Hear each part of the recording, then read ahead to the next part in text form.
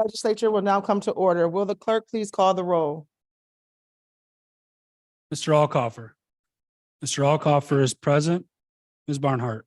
Ms. Barnhart is present. Mr. Baines. Mr. Baines is present. Mr. Blankley. Mr. Blankley is present. Mr. Brew. Mr. Brew is present. Mr. Burgess. Mr. Burgess is present. Mr. Colby. Mr. Colby is present. Mr. Delahaney. Mr. Delahaney is present. Ms. Delvecchio Hoffman. Ms. Delvecchio Hoffman is present. Mrs. DeFlorio. Mrs. DeFlorio is present. Mr. Dondorfer. Mr. Dondorfer is present. Mr. Frazier. Mr. Frazier is present. Ms. Hasman. Ms. Hasman is present. Mr. Hebert. Mr. Hebert is present. Ms. Hughes Smith. Ms. Hughes Smith is present. Mr. Johns. Mr. Johns is present. Mr. Keller is excused. President Lamar. Here. President Lamar is present. Mr. Long. Mr. Long is present. Mr. Mafucci. Mr. Mafucci is present. Mr. McCabe. Mr. McCabe is present. Mr. Milne. Mr. Milne is present. Mr. Morris. Mr. Morris is present. Ms. Roman. Ms. Roman is present. Ms. Smith. Ms. Smith is present. Ms. Taylor. Ms. Taylor is present. Ms. Vasquez Simmons. Ms. Vasquez Simmons is present. Ms. Vecchio is excused. Mr. Udelson. Mr. Udelson is present. Please stay seated. I would like to introduce Rabbi Rochelle Tulick of Temple Beth Kaddish, who has been invited by Legislator Udelson to lead us in a moment of prayer.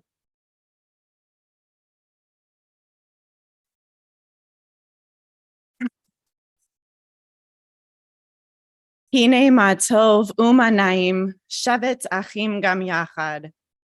How good and pleasant it is for brothers and sisters to sit together. You sit together in this room, working for the good of this county, the areas you represent most directly, and the many myriad people found within. It is hard work, but you are committed to finding common ground, to setting aside ego and pride, and to working for the public good and the well-being of all of us living in this great county of Monroe. God is found in the moments we come together to work to make the world, our world, a better place.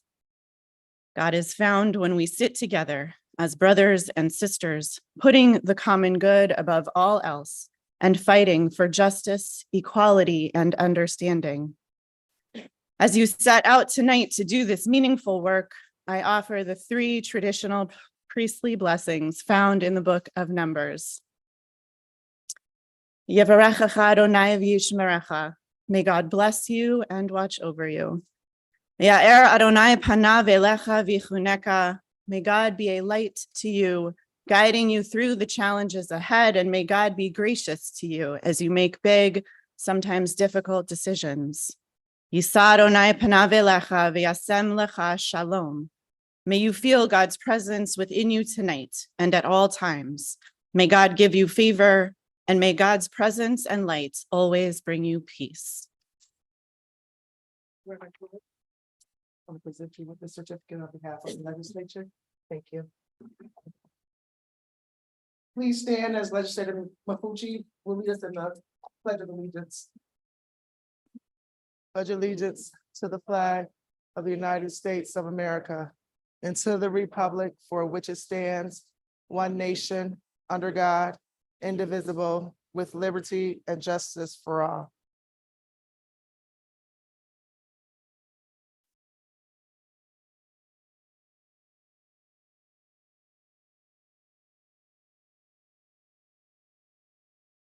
Your copies of Day 5, May 9th, 2023 are available through Novus Agenda. Without exception, this journal will stand approved as submitted. Legislators, the referrals submitted to the legislature for the next committee cycle are available on Nova Agenda as well as online. There are several proclamations scheduled this evening. Mr. Clerk. Would Karen Iglesia and Primetime 585 please come forward? Also, legislators Mercedes Vasquez Simmons, Paul Dondorfer, and President Sabrina Lamar.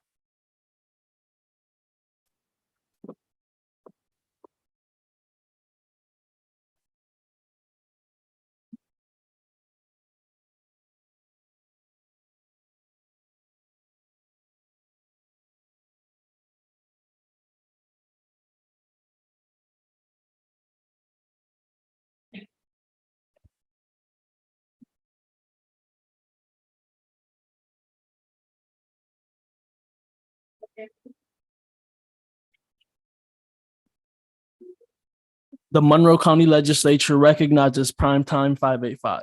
Whereas it is the sense of this legislature to honor and celebrate the people and organizations that make Monroe County a better place to live. And whereas attendant to such concern, these legislators are justly proud to honor Primetime 585 for serving Monroe County. And whereas Primetime 585 originally started for high school aged boys, was founded in 2005 and grew to serve 80 boys and 40 girls in 2021, and has served over 1,500 students.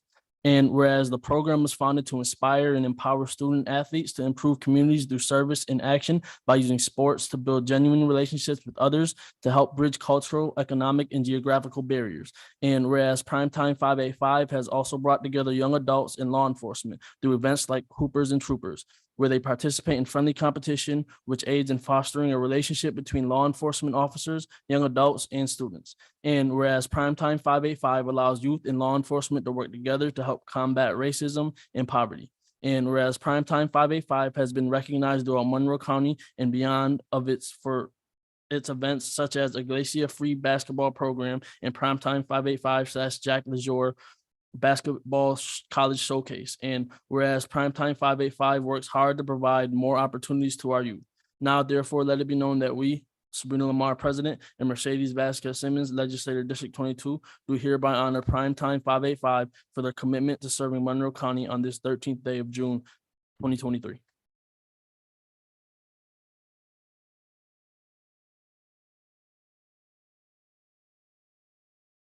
First of all, we're honored by this, Gerard and I. Thank you for this honor. We're very humbled by this.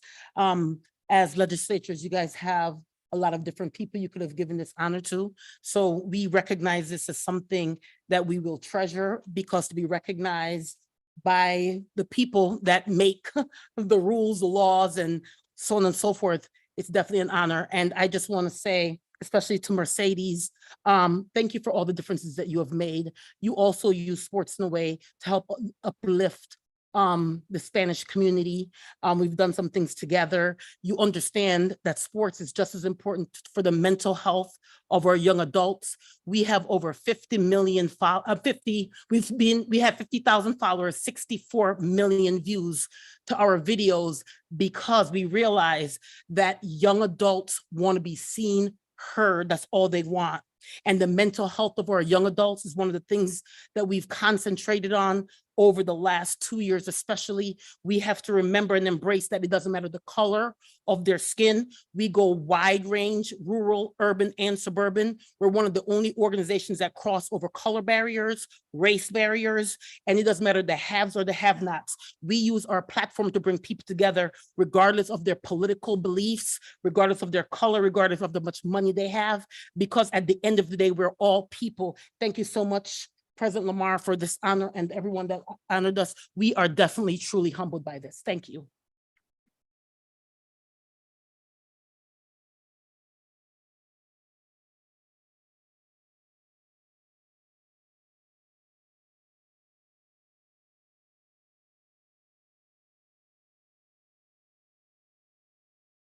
Would Scott Croner please come forward? Also, legislators Rachel Barnhart, Albert Blankley, Linda Hasman, and President Sabrina Lamar.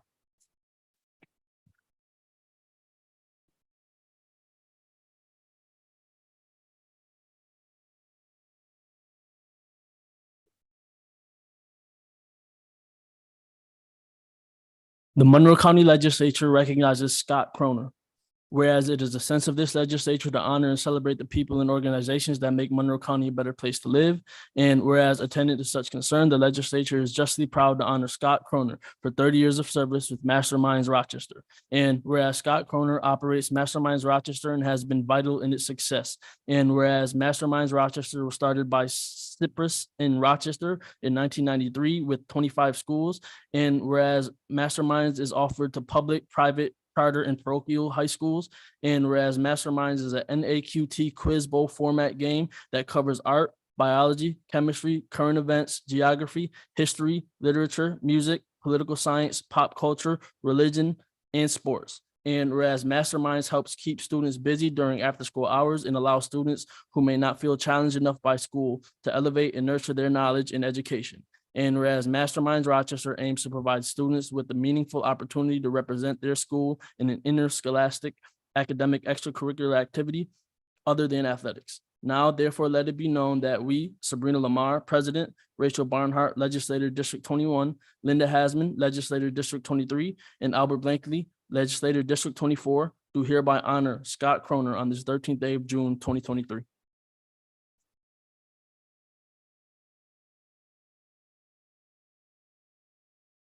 I would be remiss if I didn't say that Cypress, the nonprofit that I work for, is responsible for this. And while I may be the chief culprit, there's a lot of other people that are going to share in this. When WXXI announced in 1993 that they were going to do away with their popular Brainstormers program, and I had the aneurysm, brain meltdown, and thought, how difficult could this be? I can only think back and think famous last words. To think where we started and that it has now grown to over 125 districts, expansion to Buffalo, expansion to Syracuse and Albany, the creation of a junior varsity program, the introduction of a middle school program, a nearly 20-year partnership with the Rochester Chess Center to coordinate scheduling so that schools could send chess and masterminds kids to the same competition days and save on busing. The Rochester Chess Center, by the way, one of the hidden gems of this community. I don't think any of us who were involved in 1993 could have possibly foreseen where we would end up 30 years later. It is humbling to know that we have made the impact that we've made. There are people here today. I don't mean to embarrass him, but Saul Monero was one of our original players at Wilson. Alex Udelson played for Rush Henrietta. There are more, but I'll stop with those embarrassments. It has given kids an opportunity to showcase their mental skills. There are kids for whom athletics mean the world. There are kids that cannot do that.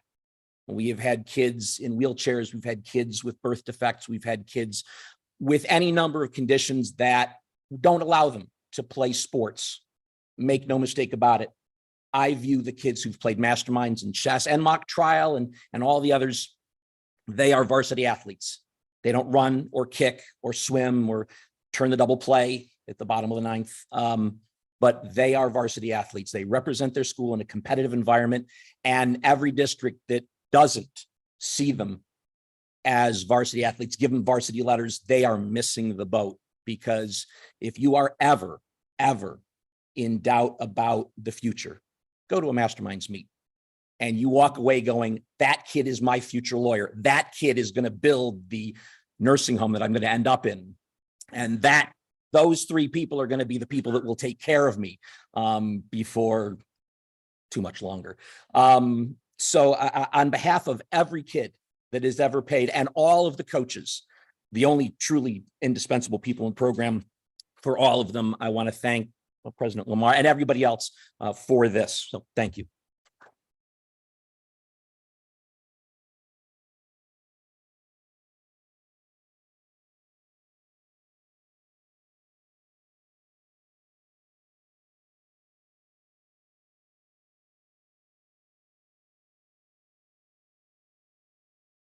Would Patty Blanding Ford of Day of Life Foundation please come forward? Also, Legislator Mercedes Vasquez Simmons and President Sabrina Lamar.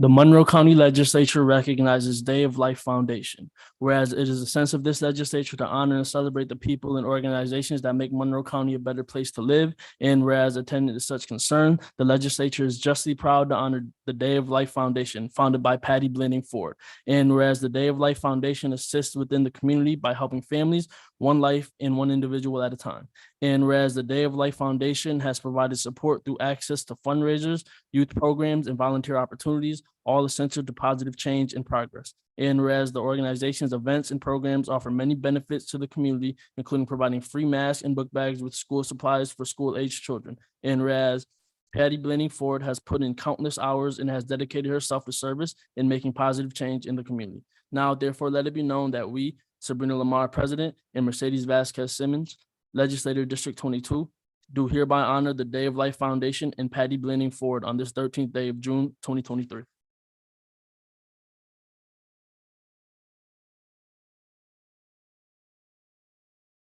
Wow, good evening. My name is Patty Blanding Ford, as you have heard. But without my mother, can you have mom stand up?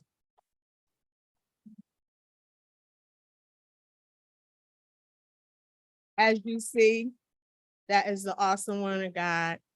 She taught us, if you have nothing good to say, then say nothing at all. If you're not extending your hand to help your individual brother or sister up, if you can't bring a solution to a problem, don't become part of that problem. I've took that all my life and it has worked very much so. I have a team. It's not just Patty Blanding Ford.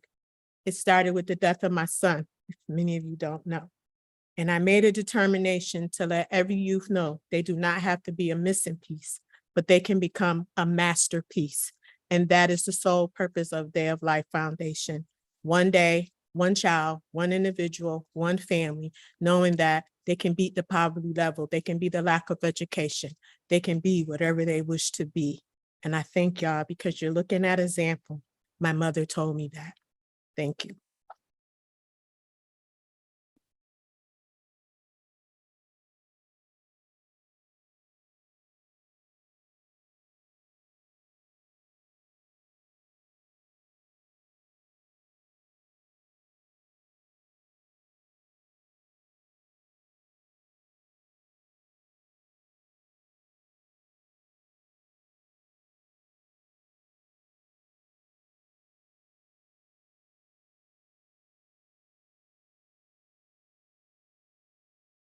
There are no formal committee reports scheduled for this evening. We will now hold the public forum. We have several people registered to address the legislature. Mr. Clerk? If you require assistance, a deputy is available to assist you in approaching the lectern. I will call 3 people forward at one time. Each speaker will have 2 minutes in which to address the legislature, and kindly conclude your remarks when the timer sounds and exit through the back of the chambers to my right. Thank you for your cooperation. Our first 3 speakers are Glenna Chance,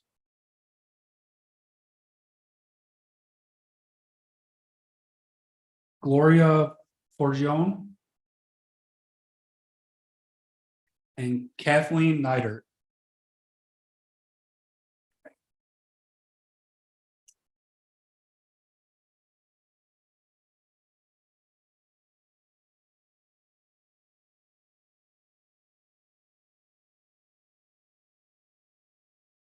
Hi, I'm Glenna Chance. I'm speaking against smart meters again.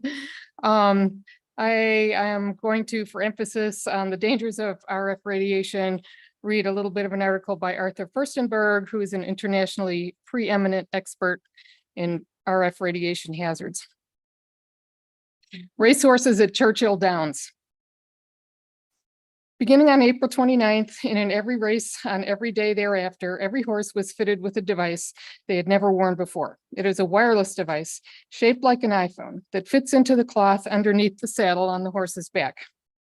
This stride-safe device monitors the horse's movements 2,400 times per second throughout the race, sending 2,400 pulses of radio frequency radiation every second through the body of the horse. It also contains a GPS component that communicates with global positioning satellites.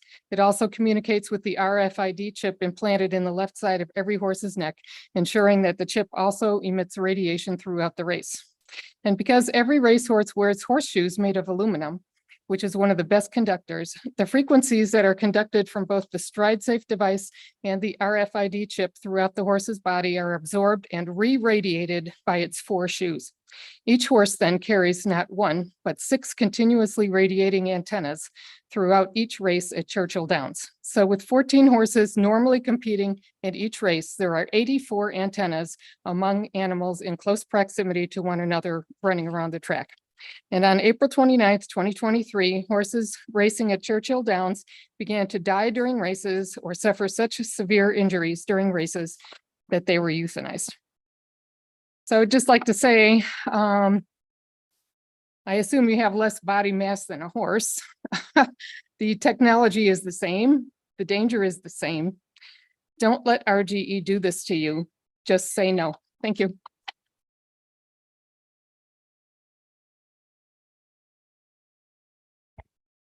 Good evening. My name is Gloria Forgione. I'm a lifelong resident of the city, and I've worked in the city as a social worker for 40 years, and I've been volunteering for 40 years in the city since my retirement. At the May Public Safety Committee meeting of the county legislature, I spoke against the proposed Monroe County Investigative Operations Center. I asked, when are we going to look at issues of safety differently?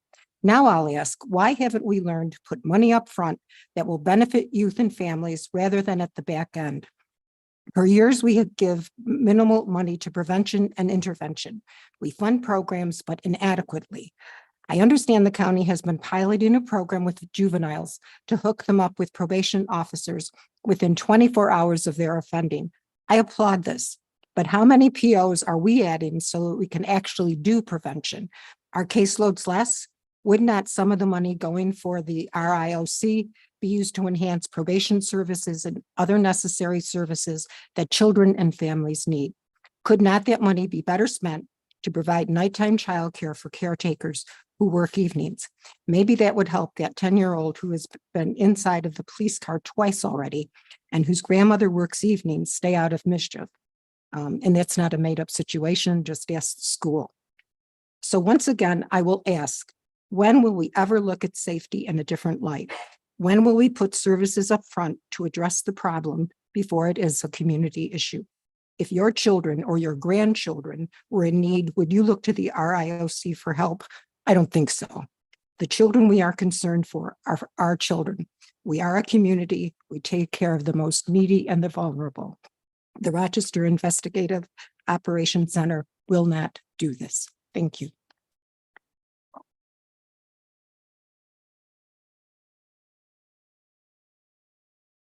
Good evening, and thank you for allowing me to speak this evening. I didn't really prepare anything. I just want to speak from my heart. A year and a half ago, I returned to work as a Monroe County caseworker. I had been off on a very difficult medical leave for 7 months. During that 7 months, I lost both of my parents.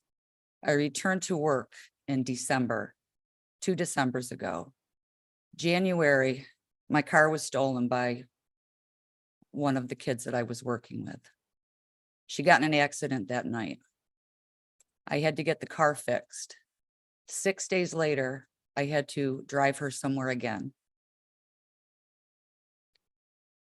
She came at me outside of the car, began beating me about the head, pulling my hair.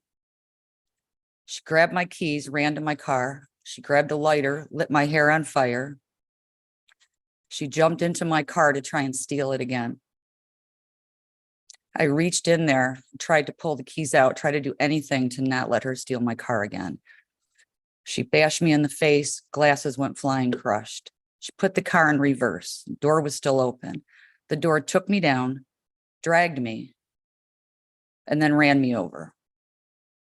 This all happened within a 6-day period. The raise the age laws have become ridiculous. Everybody knows what's going on in this county, in this city with these teenagers. These kids and the girl that did this to me, her and her friends also went out that night and assaulted very badly a woman at the Grease Mall. who was stabbed and tased. And her car was stolen as well. There were no repercussions for all the times they stole cars before that, all the assaults they had before that, numerous, until it was bad enough that either of us could have been killed. I just want to thank the legislator. I want to thank Adam Bello for the support they've given us caseworkers. Something has got to be done. These kids have got to have some other accountability before they kill somebody. And believe me, I think it's going to happen at some point. I would love to see us go to the state and talk to the governor about the raise the age laws or something, just to get something going. Thank you very much.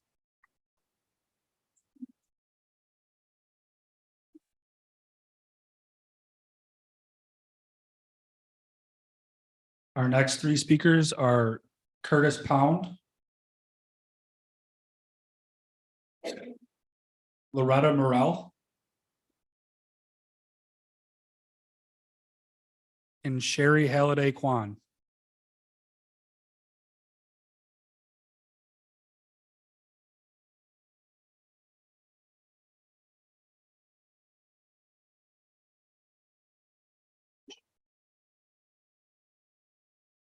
Good evening. My name is Curtis Pound. I also work at DSS as a CPS caseworker. I wanted to speak with you tonight about the current laws that have strained not only our community, but our agency as well. You just heard Kathy, an event that happened with her. So we all have children that are on our caseloads, and the raise the age laws have affected their placements, being able to keep them either at home with their parents or placed with a relative. It's very difficult if they do need to be removed and put in foster care due to their behaviors. And I do believe it's because there's no real consequences for the actions when they are breaking the law. On June 1st last year, I was transporting a 12-year-old child that was on my caseload. During the transportation, the child had a mental health episode. He ended up damaging my vehicle, and it was just under $10,000 worth of damage. I had to pull over on the side of the road, and he did that, had an episode, and took his anger out on my vehicle as I stood and watched and could do nothing. Because he was 12 years old, there were no legal consequences for his actions. And as caseworkers for CPS, we put our own safeties at risk out in the field every day. And that includes now the risk of having our vehicles damaged or stolen. While we have received the support of all legislatures tonight agreeing that we need to kind of revamp the raise age laws, we still do not have had any real changes come to fruition at the state level. So I ask you to continue to advocate for the needs of us and our community and demanding for meaningful changes to be made that will hold these youths accountable when they damage or steal property and place themselves and others in harm's way. Without any accountability, these behaviors will not only continue, but will escalate, causing extreme harm or even death to others. Thank you for your time and consideration.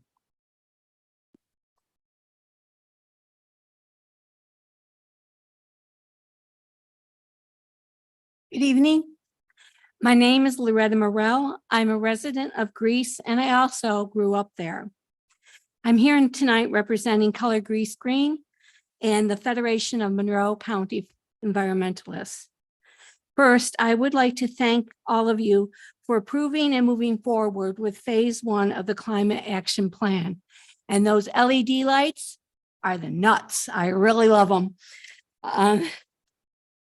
Today, I am requesting that you expedite the implementation of residential composting and eliminate the time that it'll take to do the feasibility study. Landfill gas is comprised of roughly 50% carbon dioxide and 50% methane. The methane is developed due to the anaerobic decomposition, the lack of oxygen that takes place in a landfill, whereas a compost pile decomposes aerobically with oxygen, producing mainly just CO2. In addition, hauling organics out of the county wastes fossil fuels and wastes money. We are wasting a resource that with adequate funding could be converted into something that actually turns a profit. As frequent wind events and decreased snow accumulations seem to be here more than not, we are experiencing the effects already of the climate change here in Monroe County. And the climate action plan needs to succeed, and composting should be a critical aspect of that. Thank you for your time and consideration.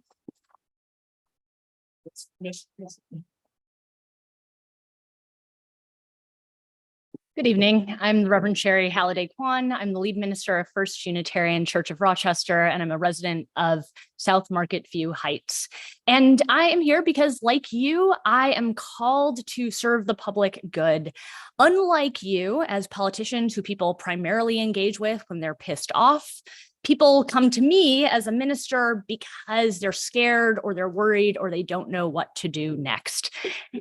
Over the last year, the amount of people who have come to me because they want help or even just prayers because they don't know what to do next because they are struggling with an astronomical electrical bill has increased tenfold. Over the last year, even as RG&E claims that they're working out their staffing issues. You all have within your power to fund a feasibility study for a public utility. You could take it from the sheriff's funding that you're looking at. If you wanted to increase local jobs, if you wanted to invest in our communities, if you wanted to protect public safety, you could take it from the $100 million that leaves our region every year, instead of being invested right here in our local economy, instead of being invested right here in Monroe County. You could take it and have within your power to do something that my predecessor would claim you all as these nuts. And I'm very excited for that possibility for all of you, because I find that as a public leader, I am now in a position where as a church minister, I'm wondering on a hot summer day, what I do with my congregants and community members who don't have air conditioning at home. And well, there's a forest fire or a train collision or some other disaster that's more than likely to happen, and what that means for public safety. And if the local energy infrastructure is not going to invest in it, how do I as a minister hold that for my people? Thank you all.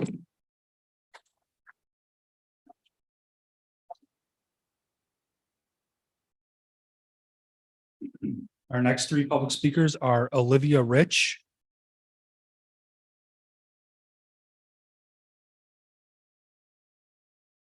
Christina Chrisman, and Matt Robinson.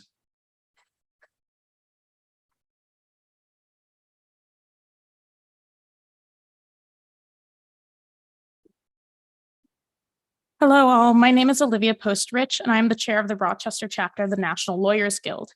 The Guild is the nation's oldest and largest progressive bar association. Our mission is to use law for the people, uniting lawyers, law students, legal workers, and jailhouse lawyers to function as an effective force in the service of the people by valuing human rights and the rights of ecosystems over property interests. We endorse the proposal to replace RG&E with a public utility that is affordable, community-owned, democratic, and sustainable because it is a structural change that furthers racial, economic, and environmental justice. Essential services such as heat and electricity should not be a source of profit for the lucky few, but should instead be administered democratically with the primary aim of ensuring our community has its most basic needs met. Our current system is highly inequitable. RG&E makes staggering yearly profits, while almost a third of all Rochester households and almost half of Black and Latino Rochester households have a high energy burden. An accountable and public utility would give us the tools to resolve these inequities and ensure universal access to basic services. As we all experienced with the horrible air quality last week, the effects of climate change are already threatening our health and safety. These effects disproportionately impact the most vulnerable amongst us. Think of those who had no choice to stay indoors last week, or who will not be able to afford air conditioning and fans if temperatures rise. Given corporations' business as usual approach to climate change, even in the face of unprecedented fires, storms, and floods, it is evident that we cannot rely on profit-driven systems to ensure a just transition to sustainable energy. We must carve our own path. For these reasons, the National Lawyers Guild requests that the legislature allocate the requested $1 million in funds for an implementation study to provide us the roadmap for how to create and run a public utility that aligns with our values. The lack of community accountability thus far has allowed RG&E to extract millions from our communities while providing inadequate and unaffordable services. We therefore emphasize the need for community representation, expertise, and oversight of this process. Thank you for your time.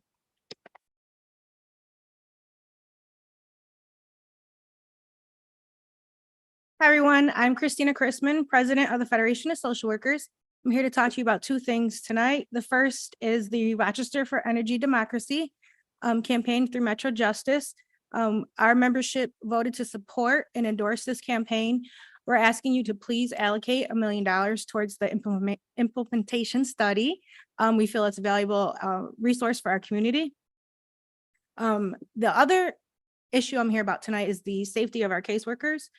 You've heard the stories of two of our members. We have, as a union, reached out to the state legislatures in the past to talk to them about our concerns for the raise the age. And we know that there's not much that as a county legislator, there's not much we can do. But there are other ways that we can protect our caseworkers. We've asked for them through our labor management meetings, and we haven't seen much success with them. So I'm bringing it to you here.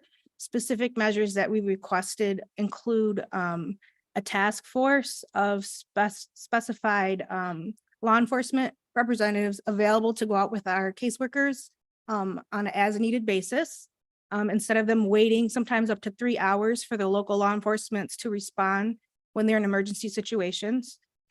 We've also asked for GPS buttons on them that would, if they push them, they would alert local authorities if they're in an emergency situation. Other agencies have them available. And instead of them, we received body alarms, which is great, but not very useful when they're inside a building or a house and no one can hear it. It only beeps. So we're asking for those kinds of measures to be approved for our caseworkers' safety. Also, in the situations that you heard tonight, those caseworkers had to come out of their own pockets to pay their insurance deductibles, and that also raised their insurance rates. So we would like some kind of fund. I'm not supposed to call out any legislators, but thank you, Ms. Simmons, for giving us that idea. Some kind of victims fund for our caseworkers so that those things could be reimbursed to them. Our CBA is very limited in what is allowed to be reimbursed. So thank you.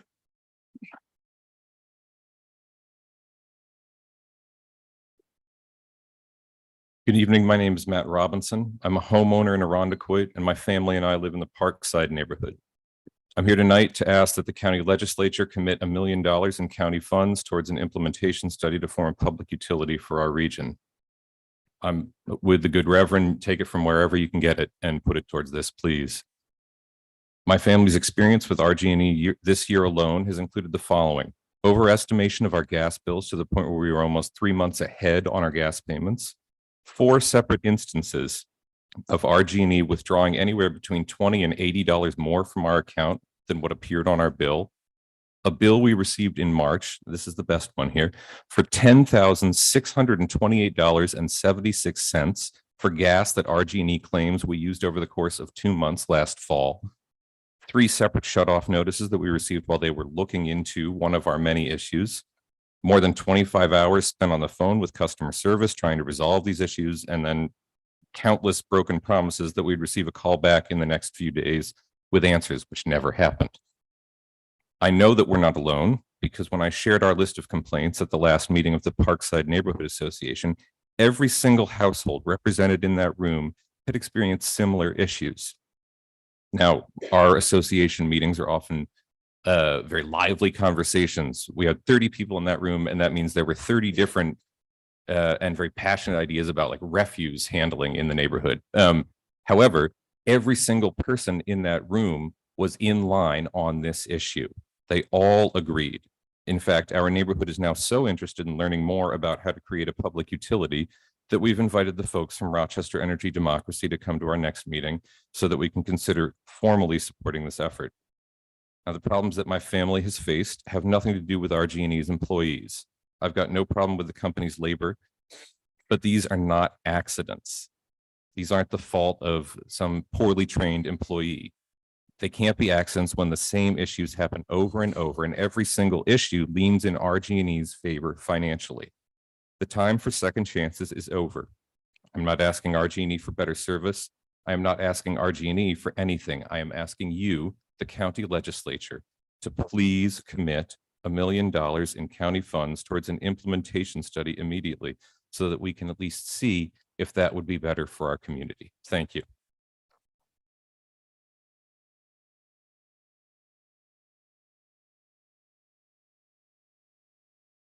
Our next two speakers are Dr. Michelle Wunderlich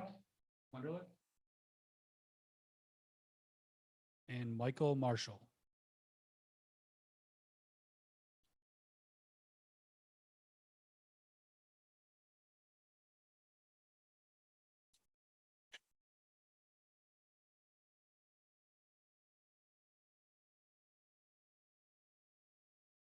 Hello, legislators. I'm Dr. Michelle Wenderlich with Metro Justice. Metro Justice's Rochester for Energy Democracy campaign. Tonight, I want to present to you all with an independent legal analysis from the community. Please. You had to sign up to speak.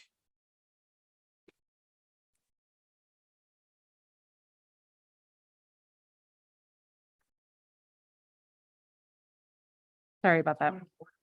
You have to sign up to speak. The rules of legislature is to sign up to speak. Okay, I thought that you often asked for extra people at the end. That's in committee meetings? Yes. Okay.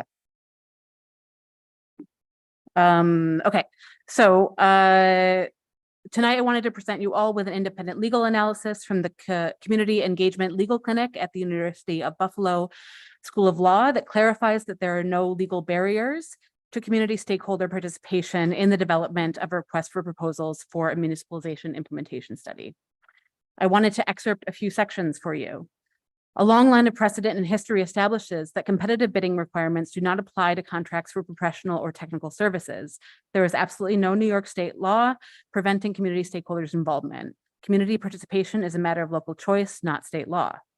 Moreover, community participation is specifically called for when needed to supply technical or other unique knowledge or experience, a gap that has been acknowledged by the city in this case.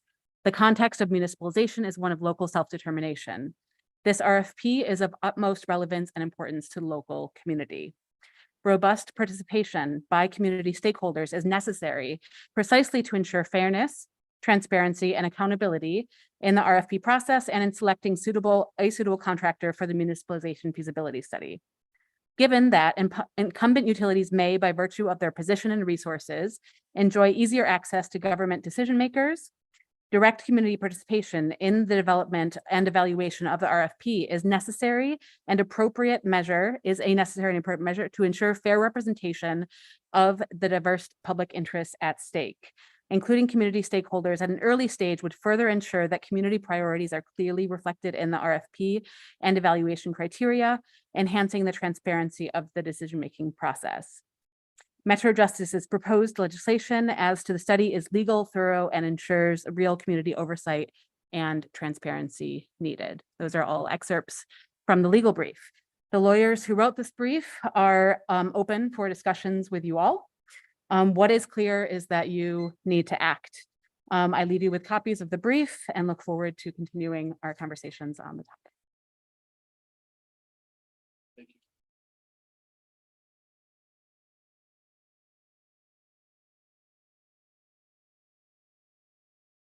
Good evening. My name is Michael Marshall. I am a representative of the Rochester Poor People's Campaign.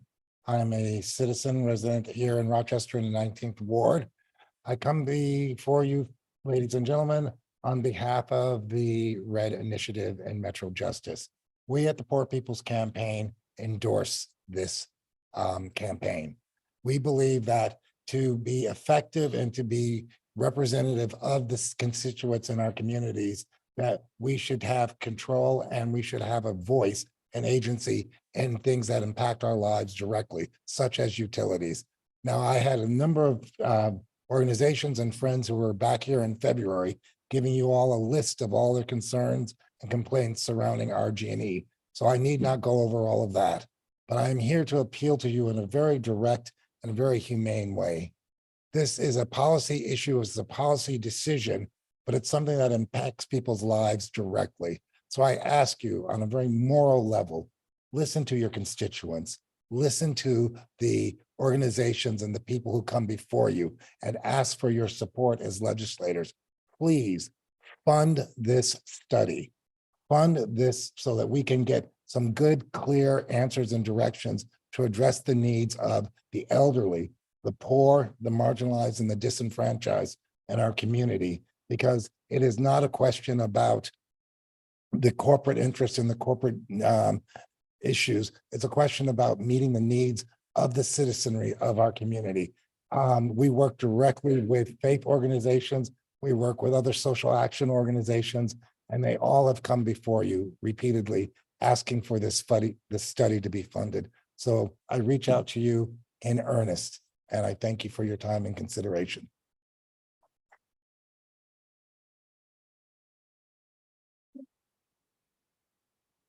This concludes the public forum. At this time, we will recess the June 13th, 2023 meeting of the Monroe County Legislature, and we will convene the Gates Chili Ogden Sewer District, Arundequoit Bay South Central Pure Waters District, Northwest Quadrant Pure Waters District, and the Rochester Pure Waters District of the Pure Waters Administrative Board.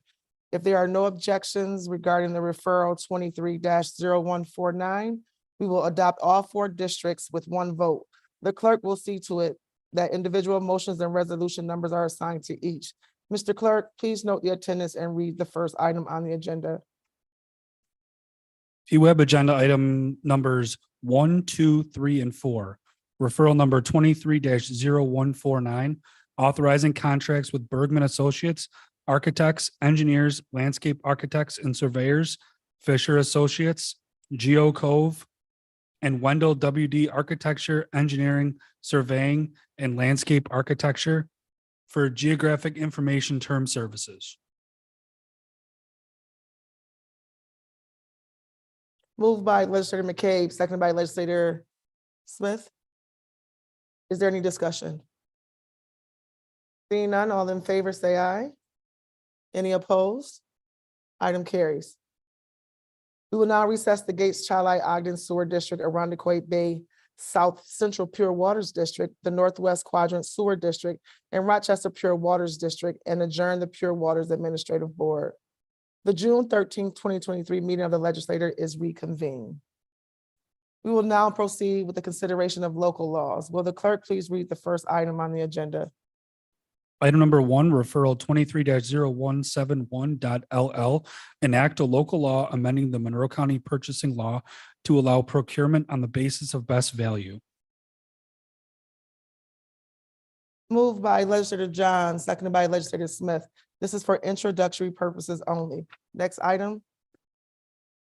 Item number 2, referral 23-0171.LL, providing that local law entitled amending the Monroe County purchasing law to allow procurement on the basis of best value be amended.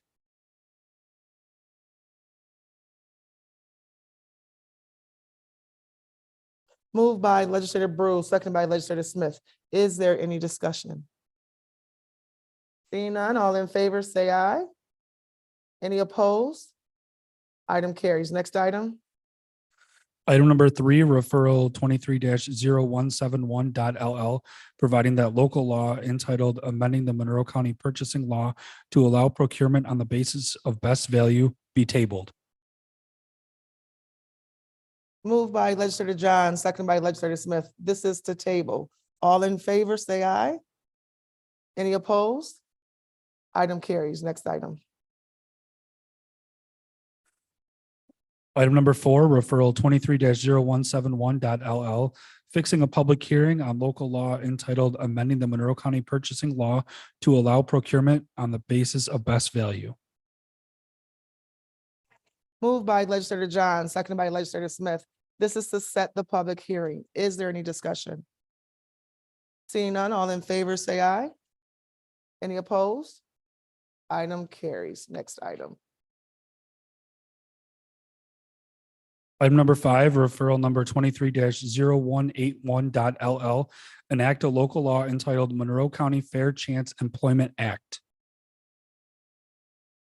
Moved by legislator John, seconded by legislator Smith. This is for introductory purposes only.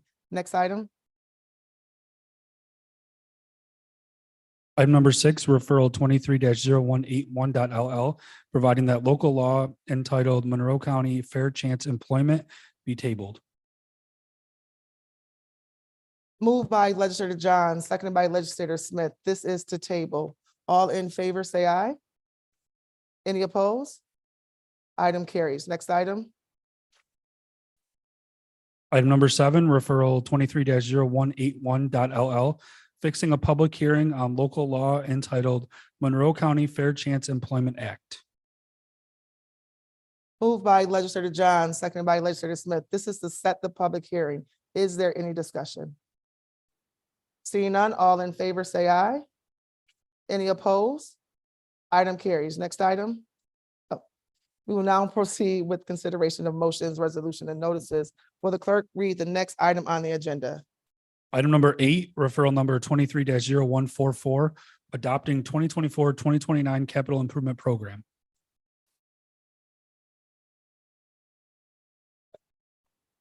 Moved by legislator DeFlorio, seconded by legislators McCabe, Hebert, Alcoffer, Brew, Morris, Dondorfer, and Smith. This is for introductory purposes only. Next item. Item number 9, referral 23-0144, providing that resolution entitled adopting 2024-2029 capital improvement program be tabled. Moved by legislator DeFlorio, seconded by legislators McCabe, Hebert, Alcoffer, Brew, Morris, Dondorfer, and Smith. This is to table. All in favor, say aye. Any opposed? Item carries. Next item. Item number 10, referral 23-0144, fixing a public hearing on resolution entitled adopting 2024-2029 capital improvement program. Moved by legislator DeFlorio, seconded by legislators McCabe, Hebert, Alcoffer, Brew, Morris, Dondorfer, and Smith. This is to set the public hearing. Is there any discussion? Seeing none, all in favor, say aye. Any opposed? Item carries. Next item. Legislator Brew. Yes, thank you, Madam President. I would like to move the agenda items, the following agenda items as one, with the exception of the following that I'm about to read. Item number 22, referral number 23-0157. Item numbers 31 through 33. Referral number 0165 through 67. Item number 40, that's referral number 0173. Item numbers 42, 43, and 44. And those would be item numbers 175, 176, and 177. And the remaining two items that we will be holding out would be items number 48 and 49. It would be referral numbers 0182 and 0183. Any discussion? Seeing none, all in favor, say aye. Any opposed? Item carries.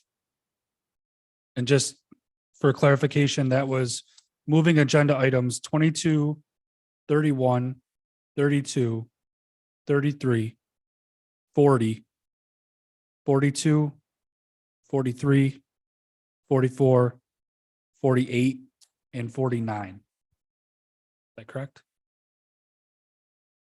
Everything but those, yeah, sorry. Correct. Okay.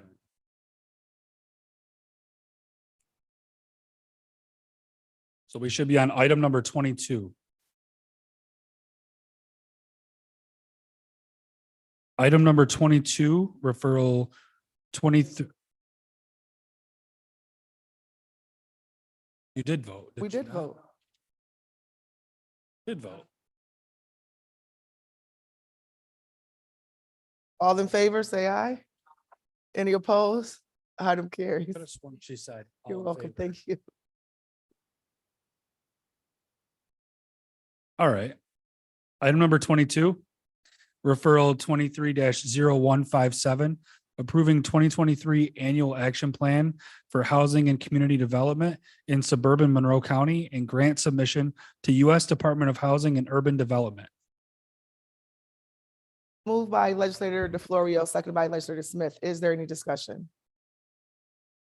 Seeing none, all in favor, say aye. Any opposed? Item carries.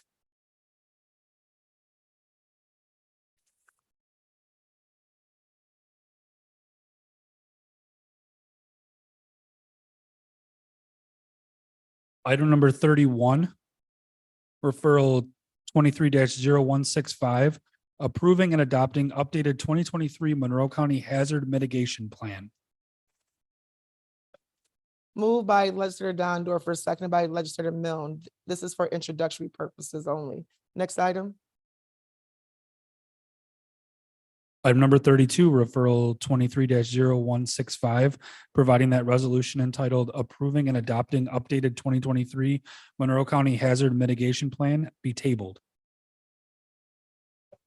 Moved by legislator Dondorfer, seconded by legislator Milne. This is the table. All in favor, say aye. Any opposed? Item carries. Next item.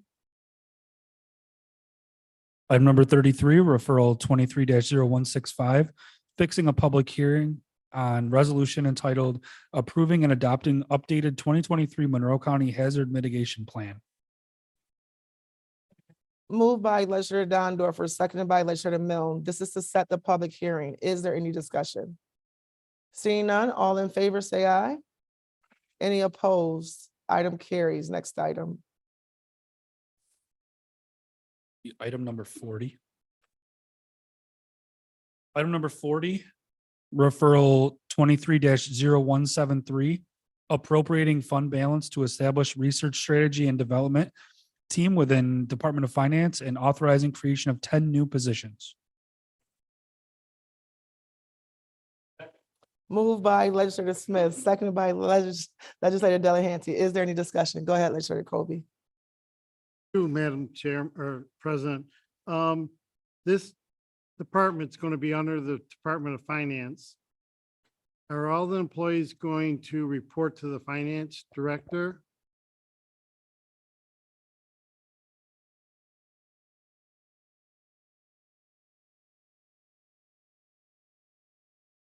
The Director of Research Strategy and Development will report to me.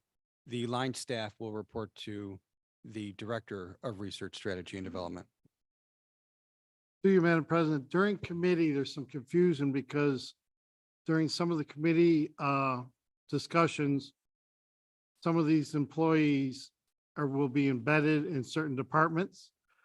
It was said, and I don't know if it was misspoke or if there's some confusion on our part, that they will answer to those department heads, not to the department head of this new department. So I guess I'm asking, where will those 10 employees answer to when they're embedded in other departments?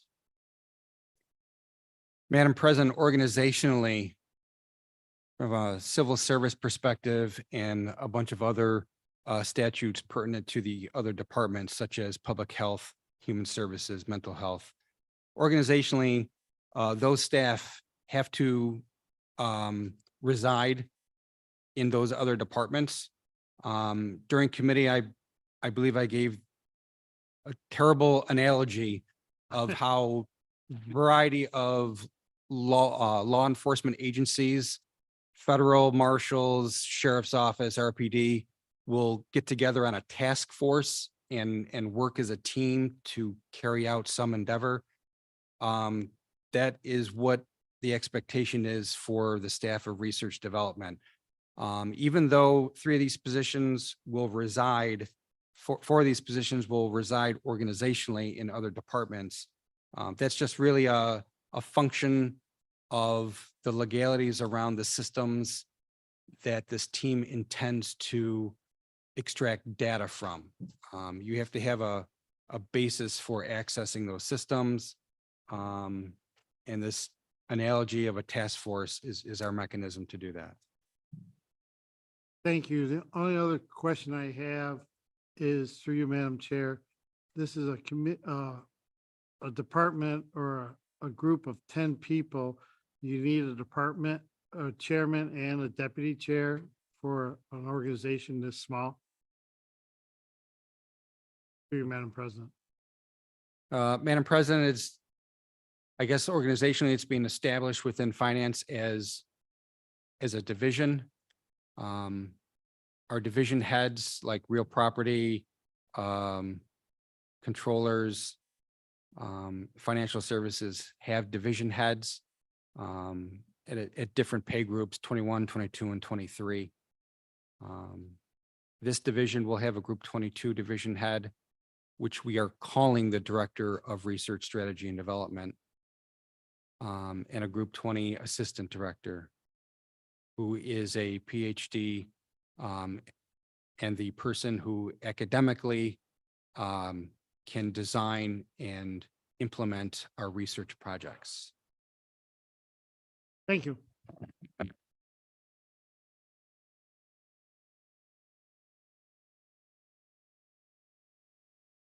there a metric either in a monetary sense or in a quality outcome or efficiency sense that we will be able to discern from this investment, if you will, an ROI in terms of quality of what we do or in any monies we save from this investment in 10 new positions? Through you, Madam.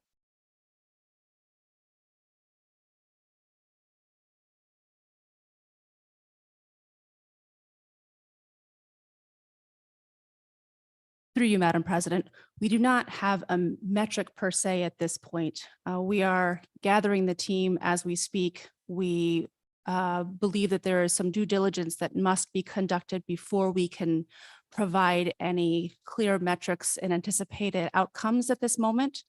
We have an anticipated start date for much of the team in the next couple of weeks. At which point we will be working with our colleagues in the other departments of the county, including Office of Mental Health, Department of Public Health, and Department of Human Services, to be able to extract what are the priorities that we as a team should be focusing on first. Madam President, that's great.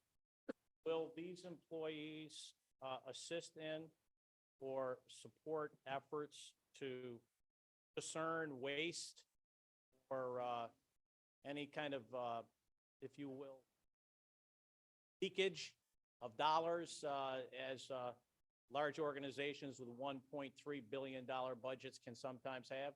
In other words, is there an auditing function to the work being done by this team of 10 new employees? Through you, Madam President.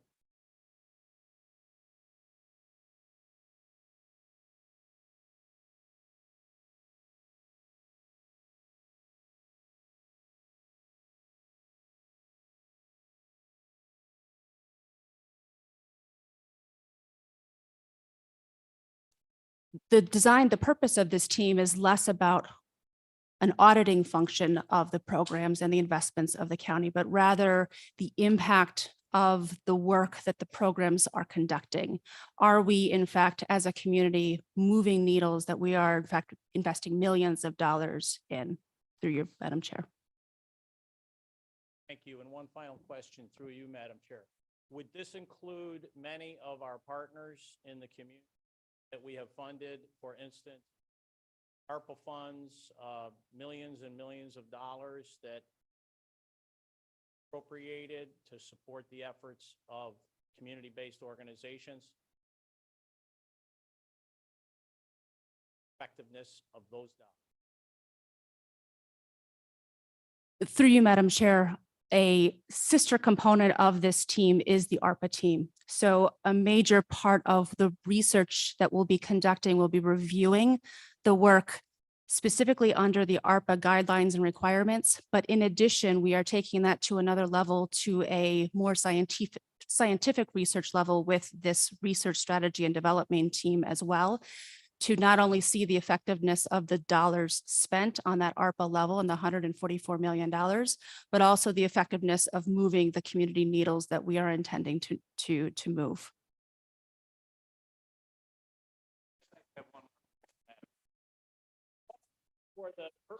For this honorable body, could you give an example of how you would measure the effectiveness of a program like, for instance, the $7.2 million that we, our community partners who are intervening in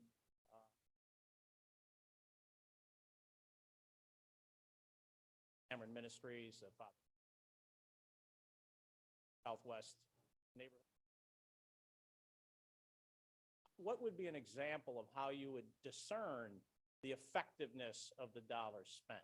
Through you, Madam President.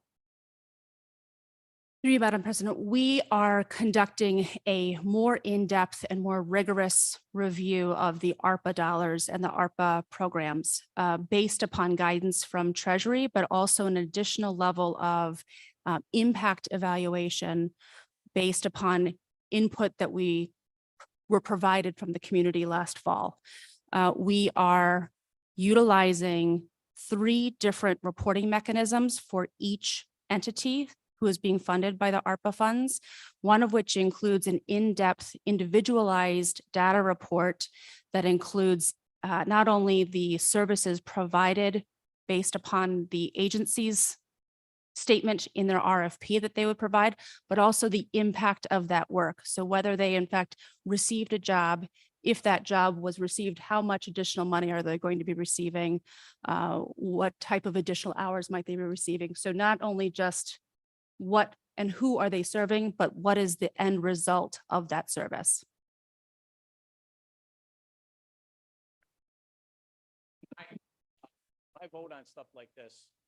It's really that when we ask questions, we get answers, and I really appreciate your answers. They're precise, telling me only what you know, and I think that it's just feels a lot better as a legislator. That much, right? We can't turn over all the rocks over, and so we ask questions as I have tonight, and you have precise answers. I truly appreciate. Thank you, Legislator Baines. Is there any other discussion? Go ahead, Legislator DeFlorio. Thank you. Through the president to the administration, the $745,000 that's being appropriated through this referral, does that represent a full year funding for this department or approximately half year?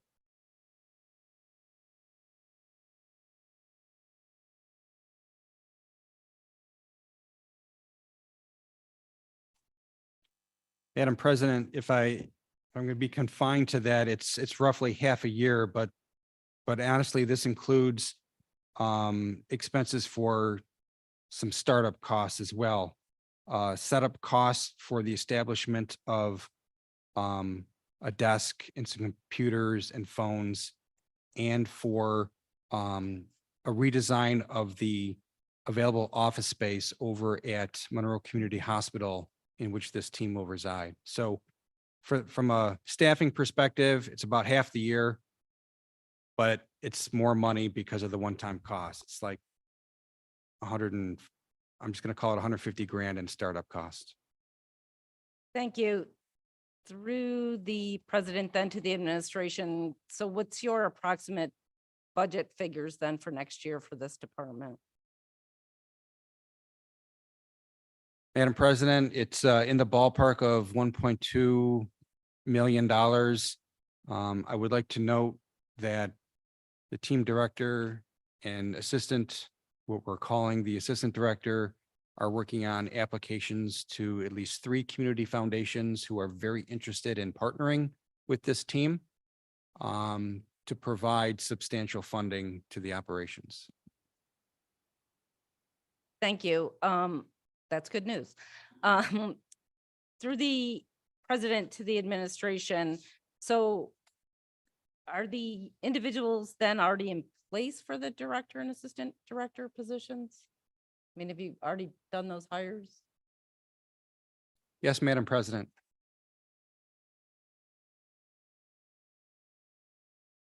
As a follow-up question, then, are those current employees of the county then? Madam President, one of them was. So I'm sorry, I'm just trying to understand. We filled a position that we hadn't actually funded yet, is that? Madam President, essentially, I'm temporarily borrowing vacant position for the assistant director. Okay, thank you. And then are the rest of these positions civil service under, They are, Madam President. and are there current titles and tests for those civil service positions? Madam President, for most of them, yes. Civil service is classifying specific titles. And that should happen at the June meeting, which I think is the third Thursday of this month.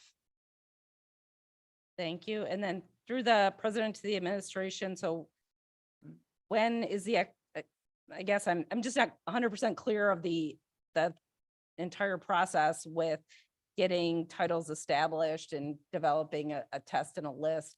When is the expectation that you would be able to have all 10 of these positions filled?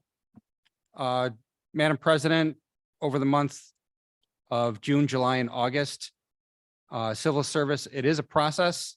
Civil service will classify the titles it needs to classify within the department. It's up to New York State Civil Service, Madam President, on the actual scheduling of the civil service exam. I really can't comment on that. Thank you. And then one final question through the president to the administration. What will happen to the leftover funds if we're not able to fill positions until later in the year? Madam President, unutilized appropriations expire on December 31st of the calendar year. So as a follow-up through the president to the administration, sorry, I said one more question, but so then what happens to that money? Sorry if I'm. Madam President, I love this to be a budget hearing. Appropriations are not money. Okay, Appropriations are authority to spend. okay. Unused authority expires at the end of the calendar year. Okay, thank you. Thank you, Legislator Roman. Madam President, a portion of my question was already answered, but which I'm excited to hear about. Typically, major funders in our community have shift philosophies and outcomes, I'd say every, several years. Will major funders in our community be involved in the strategy development team? And if so, how?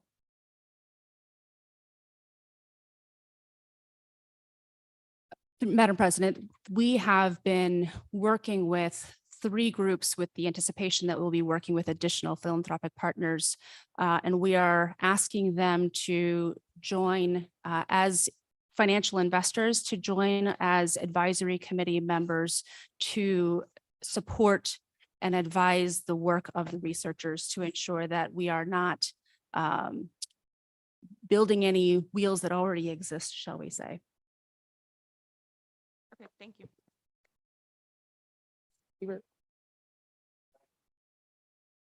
Through you to the administration, as I have heard and read this, I feel this is an attempt to start to do what commonly is referred to as data-driven government. Is that a correct interpretation? Senator Huber, can you just make sure you speak into the mic? Thought I was, sorry. Thank you. Guess I got to bend over. I'll restate. Through you, Madam President, the administration. Is this an attempt to do what is commonly referred to as data-driven government? Madam President, yes, it is. Thank you. Through you, Madam President, to the administration. I think it's a great idea. I think you gave an example that you would find potentially organizations, portions of the government not meeting the goals that we have set by the metrics that are currently being used. Is that correct? Through the president, there are two components of this division. The first one has to do with the ARPA spending, and we have very strict rules, requirements, a portal, all of that, that we already have contracts with them in place. For that component of it, we will have in some ways a very simple, straightforward path to evaluate effectiveness of those particular programs. For the other component, the research, more research side of it, we are looking to be a bit higher up in terms of reviewing policy, but also really reviewing impact on the community at a broader scale. Thank you. And that is exactly what I kind of hoped. And so through you, Madam President, the administration, when and how will the administration be informing this body when, I'll call it, discrepancies or differences are found? Madam President, we intend to provide at a minimum a yearly report to provide information as to where we are. In addition, anytime we have research that is completed, we will have a report. We anticipate publishing on that information as well, and that would be shared with this body. Madam President. Thank you. Go ahead. Thank you, Madam President. I'd just like a moment to explain my vote. First of all, I want to commend the administration on making an effort to do this work. I think this is really important work that we don't see done often enough in local government because it's hard, it's complicated, and it's expensive. I think that this is a great effort at trying to better understand the effectiveness of our programs in our community and how we're using taxpayers' dollars wisely. A couple of notes of encouragement, not to design these metrics alone and to collaborate with, it's great that you've reached out to philanthropic partners, but also with the organizations implementing the work. Many of the outcomes that we're seeking to achieve are hard to measure and sometimes happen over a time that most institutions are not comfortable with and are measured in decades and not necessarily months or years. That being said, I just would like to encourage all of my fellow legislators to support this effort. I think it's really important and a small investment relative to the $1.3 billion we spend on an annual basis. Thank you, Madam President. Thank you. Is there any other discussion? Seeing none, all in favor, say aye. Aye. Any opposed? Item carries. Next item. Item number 42, referral 23-0175, committing unassigned fund balance for specific purpose of funding town initiatives to install sidewalks on county roads. Moved by Legislator Smith, seconded by Legislator McCabe. Is there any discussion? Five things as well. Noted. Is there any discussion? At this time, I'd like to rise to explain my vote in support of this referral. This type of legislation is the best legislation because it was spearheaded by community members and neighbors. For years, we have talked with residents and always wondered why the question that comes to us, how come there's a sidewalk on a certain side of a street? Or why does a sidewalk begin at one town and end near a village? And why isn't there a continual pattern? With this legislation, we aim to solve and answer some of these questions. Over the past year, it started off, we received a letter from a neighborhood to the County Executive Bello, Legislator Baines, myself, as well as Supervisor Kieran Hanna. And it was a petition that actually came from an entire neighborhood. And I've been doing this for a while. And this was one of the rare occasions where we had a petition signed by every single home and residence in this neighborhood. They were unified in their cause, and they were very determined to get a seat with us and explain what their objectives were and what they're trying to do. The neighbors off Aldrich Road in the town of Perrington pushed relentlessly Legislator Baines and myself in their advocacy for a sidewalk on Aldrich Road to connect families to nearby green spaces and a park. The letter, primarily penned and signed by one family, expressed how in their family they have a disabled son and how they would love to join the rest of the neighbors in being able to walk to a nearby park. But due to the lack of sidewalks, they could not safely walk their child and get him to the park. This letter and other signatories in support really was inspiring. Over the past year, Legislator Baines, as well as the county executive and everyone in the administration, as well as working with the town of Perrington, has been very helpful in coming up with a solution. In our discussions, we quickly knew that this issue wasn't limited to the town of Perrington and that all towns and villages across Monroe County could use some help and an incentive delivering sidewalks to local neighborhoods currently without them would be helpful. As a result, the county executive and hopefully all of us here in this room tonight will be voting in support has launched a sidewalk incentive initiative before us here today. This $10 million fund will provide a 50% match to towns on future county road projects with enough funding to sustain itself over several years. This truly is a great program and will deliver tangible, walkable results for our community. I would like to thank fellow county legislator John Baines, Perrington Supervisor Kieran Hanna, and as well as County Executive Adam Bello, and all of our staffs who are working together, making this long overdue program a reality.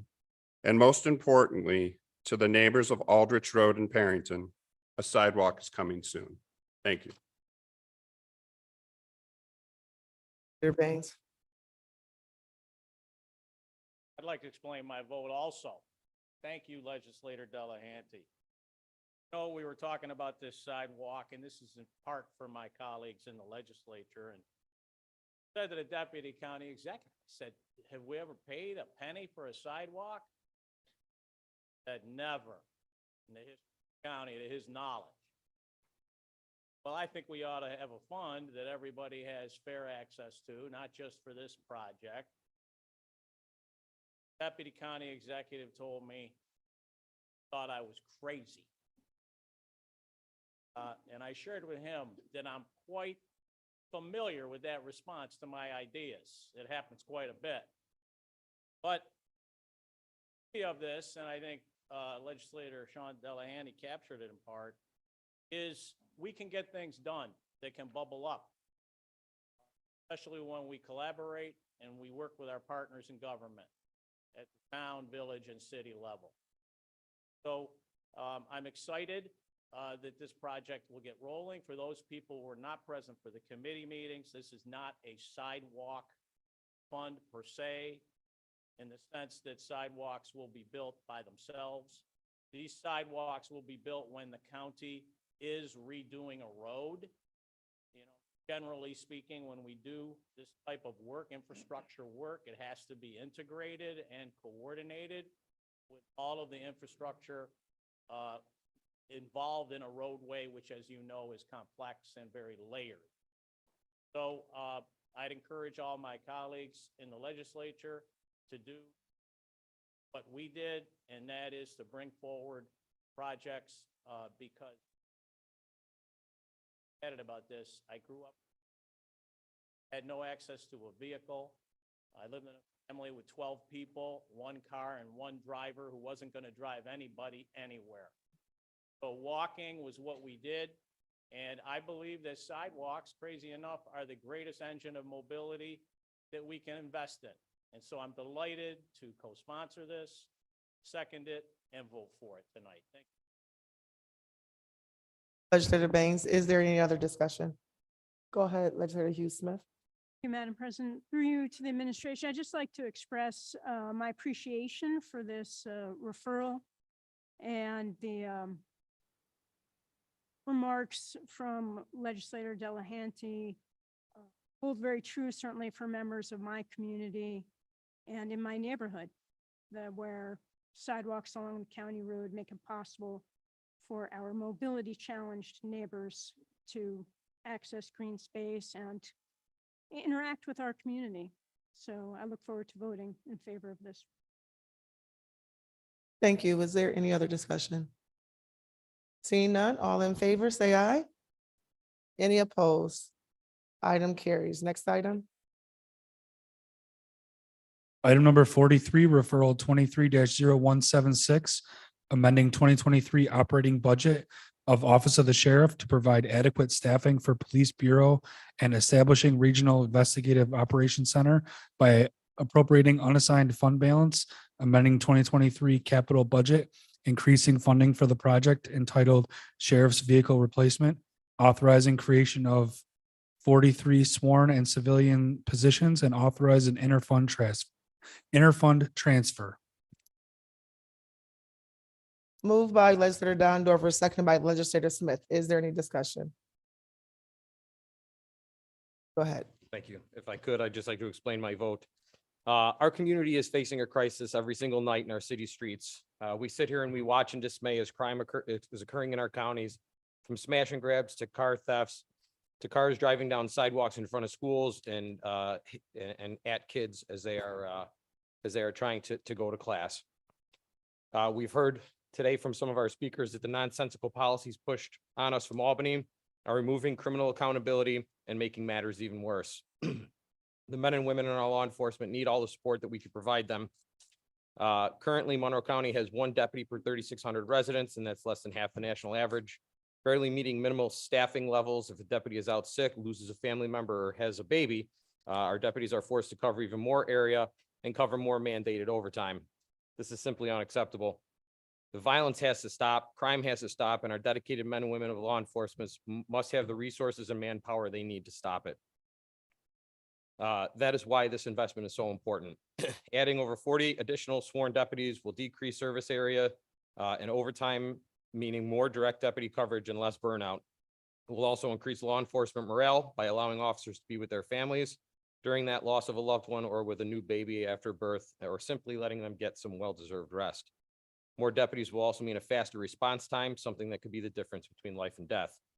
Rural parts of our county, such as Clarkson, will receive a full-time deputy, keeping our west side safer.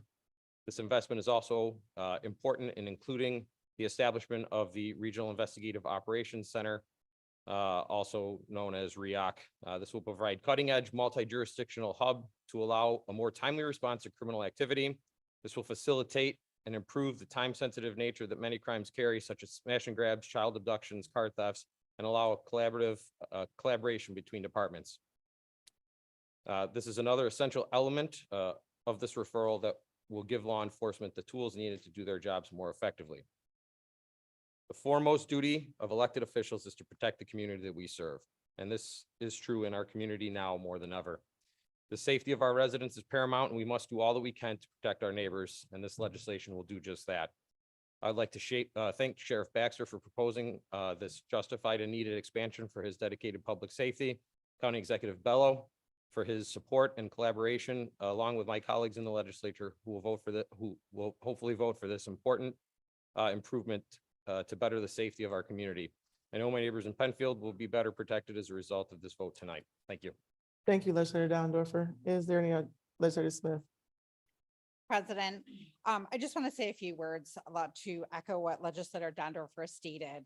Not only did the Sheriff's Department listen to the needs of my district, but once they understood what the need was, they took the appropriate time to put together a comprehensive plan to address this problem. I'm grateful to know, as my residents are, that the town of Clarkson will be receiving a full-time deputy, which we currently lacked. I'm confident that my district will be safer as a result. I want to thank again Sheriff Baxter, County Executive Bello, and all of us in the legislature who support this referral and who support the brave men and women of law enforcement. Thank you. Thank you. Legislator Frazier? Good evening, Madam President. I wanted to explain my vote.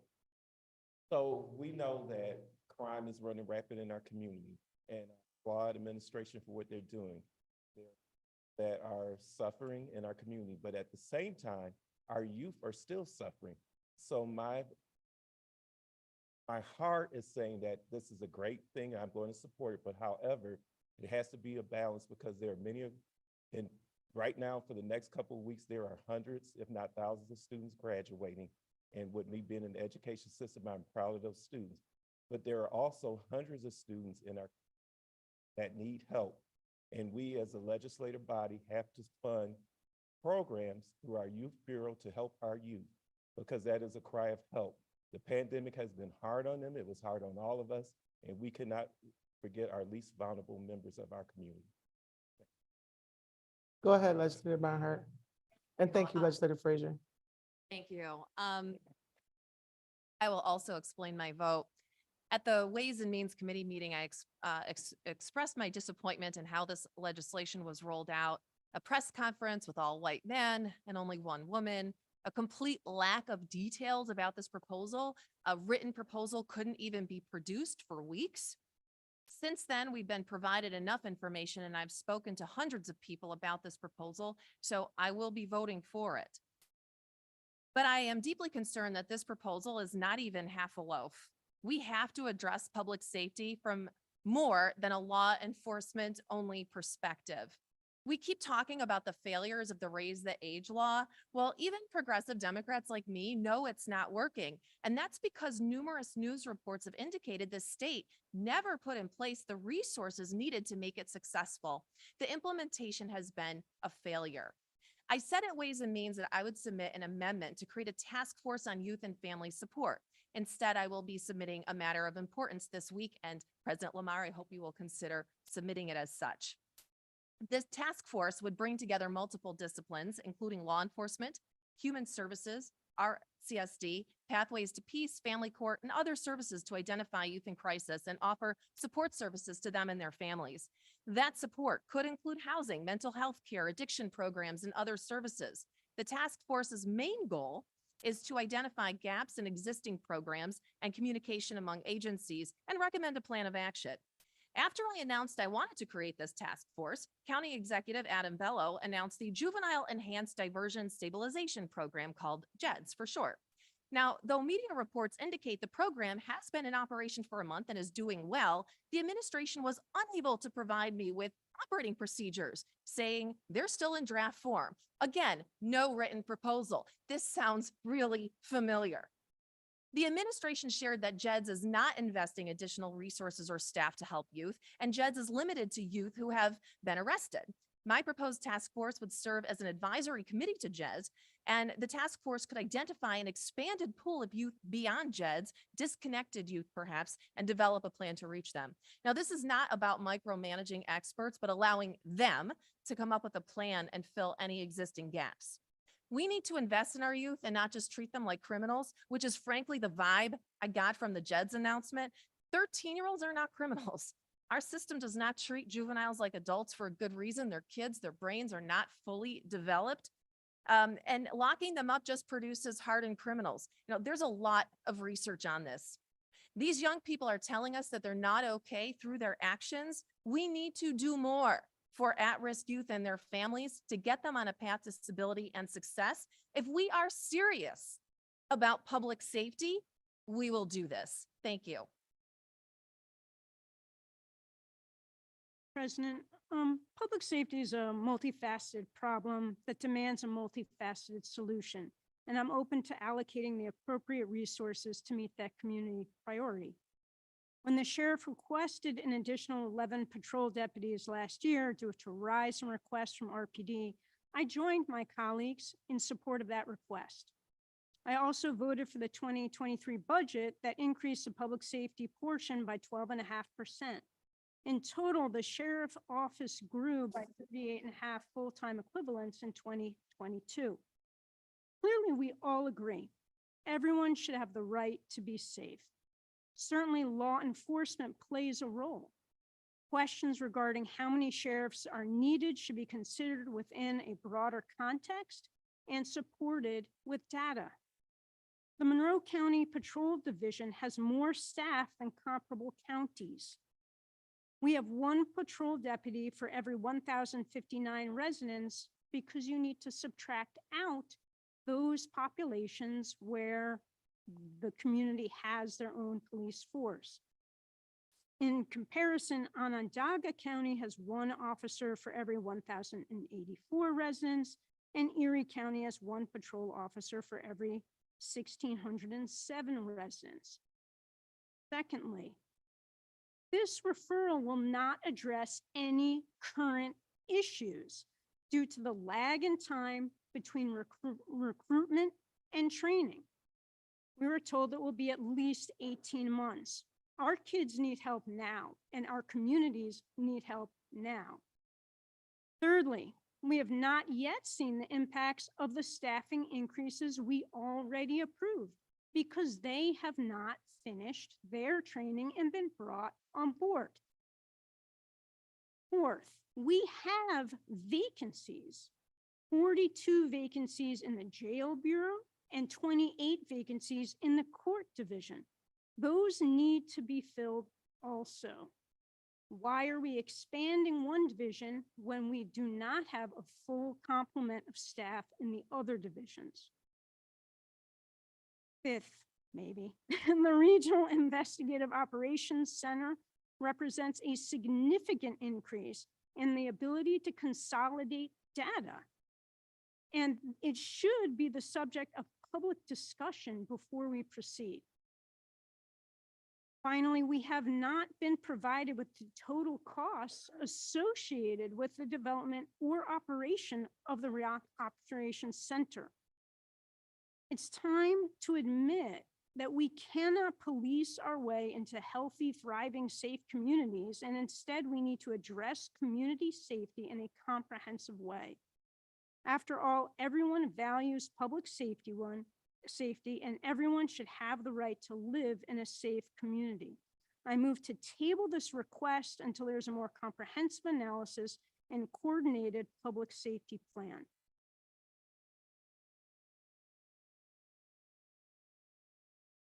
Did somebody say second?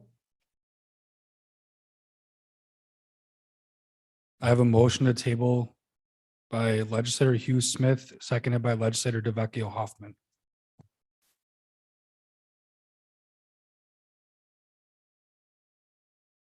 Roll call vote. On the motion to table, Mr. Brew. Mr. Brew votes no. Ms. Roman. Ms. Roman votes yes. Mr. Alcoffer. Mr. Alcoffer votes no. Ms. Barnhart. Ms. Barnhart votes yes. Mr. Baines. Mr. Baines votes no. Mr. Blankley. Mr. Blankley votes yes. Mr. Burgess. Mr. Burgess votes no. Mr. Colby. Mr. Colby votes no. Mr. Delahanty. Mr. Delahanty votes no. Ms. Delvecchio Hoffman. Ms. Delvecchio Hoffman votes yes. Mrs. DeFlorio. Mrs. DeFlorio votes no. Mr. Dondorfer. Mr. Dondorfer votes no. Mr. Frazier. Mr. Frazier votes no. Ms. Hasman. Ms. Hasman votes yes. Mr. Hebert. Mr. Hebert votes no. Ms. Hugh Smith. Ms. Hugh Smith votes yes. Mr. Johns. Mr. Johns votes no. Mr. Keller is excused. Mr. Long. Mr. Long votes no. Mr. Mafucci. Mr. Mafucci votes no. Mr. McCabe. Mr. McCabe votes no. Mr. Milne. Mr. Milne votes no. Mr. Morris. Mr. Morris votes no. Ms. Smith. Ms. Smith votes no. Ms. Taylor. Ms. Taylor votes no. Ms. Vasquez Simmons. Ms. Vasquez Simmons votes yes. Ms. Vecchio is excused. Mr. Udelson. Mr. Udelson votes no. President Lamar. No. President Lamar votes no. 7-20. Motion to table fails. Now back to the original motion. Go ahead, Legislator Baines. My vote, I'd like to begin with some data. 10 years ago, the Sheriff's Department, the MCSO, wrote 31,000 tickets, violation of the vehicle and traffic law. 9 years ago, they wrote 31,000 approximately. Data that was mailed to us this week. 8 years ago, they wrote 32,000 tickets. COVID, we can't really use COVID as an comparison, but 1 year during COVID, they wrote 8,000. Everybody was still operating cars. Not everybody, but it was actually one of the safest places you could be. The other year during COVID, they wrote 5,000. Most recent year for data, about 10,000, which is 1/3 of the norm. Now, this isn't the only reliable metric for the activity and engagement of a professional law enforcement agency. Absolutely. But it's a significant metric. And, you know, we worry about our children and our community members being killed by drugs, and we really are worried about it. We're worried about them being killed by guns, and it's horrible. But right up there at the top of what kills people in this county, in this country, is automobiles and vehicles. And if we understand, and I hope some of my colleagues understand, that there are portions of this county. Now, I'm on the east side, so I rely on my friends on the west side to cover me over there. But on the east side, the primary law enforcement agency in the town of Perrington is the sheriff's office. In the town of Penfield is the sheriff's office. In the town of Pittsford is the sheriff's office. In the town of Henrietta is the sheriff's office. And I was at Fairport High School saying to kids, I was speaking to hundreds of kids saying, how often do you see a sheriff's car? They're not seeing them. You know why? Because we're not fully staffed. And as Legislator Dondorfer just shared, can you imagine if we staffed our schools the way we staff our sheriff's office? In other words, your teacher didn't show up for school today. So you just go sit there. No, we have substitutes, we have people, we have backup, we have support, because the show's got to go on. So, you know, I don't want to talk about other stuff. Let's talk about other stuff when people bring forward proposals on other stuff, and we'll talk about that. What we're talking about tonight is this proposal. And I think these sheriffs are really needed. The people in my district want to see more law enforcement. The parents, the grandparents, the motorists, the pedestrians, the bicyclists, people who live on streets with 30-mile-per-hour limits, and the average traffic on that street is 43 miles an hour. All right. So, you know, to me, this is a very discrete, specific proposal, and I'm enthusiastic about supporting it, because I know many parts of the county have chosen to have their own police force. Many have not. Geographically, it's probably over half, I'm guessing. You know, I make stuff up sometimes. You know, I'm guessing it's over half the county doesn't have its own police force. What do you think? Anybody with me? Who votes for half? All right.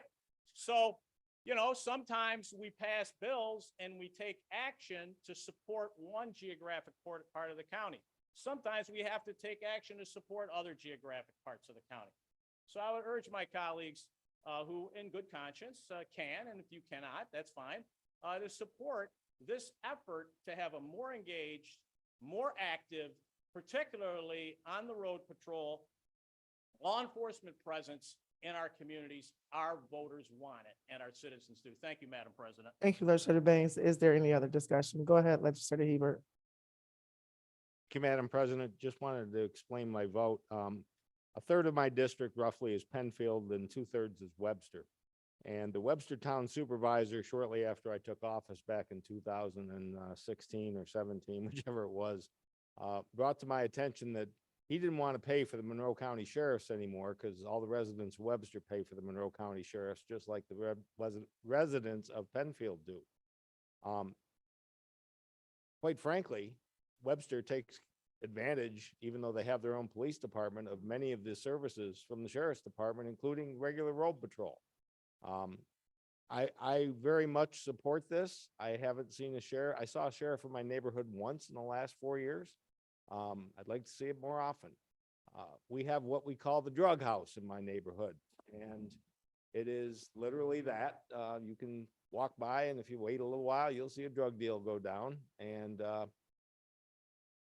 something done about that kind of stuff. Therefore, I absolutely will be voting in favor of this, and the residents in both my towns need the sheriff's services. They all pay the same money, and they deserve it. Thank you. Thank you, Legislator Hebert. Go ahead, Legislator Roman. I'd like to explain my vote. I voted in favor of tabling tonight because I do believe that we should seek different ways to collaborate, and I feel that there were opportunities in this current proposal. I, however, will be supporting the legislation as is, because as many of my colleagues have mentioned, Many of my constituents continue to say that they would like to see police presence in their communities. I represent areas in which you do see RPD and sheriff's departments working in tandem all the time together, and I do appreciate the support that is provided to the Rochester Police Department in that way. So tonight, I will be voting in the affirmative. I also will seek different opportunities to collaborate and provide support to the city of Rochester and Monroe County when it comes to safety of our children and our families. Thank you. Thank you, Legislator Roman. Is there any other discussion? Go ahead. Yes. Thank you, Madam President. I just like to briefly explain my vote. This is one that I admittedly struggled with. I have heard and recognized the need for increased presence amongst some folks. I have also received a few dozen emails from constituents urging me to vote no on this recommendation. And to my mind, we have increased the number of deputies just in this past budget year. We have yet to see the realization of those on the road.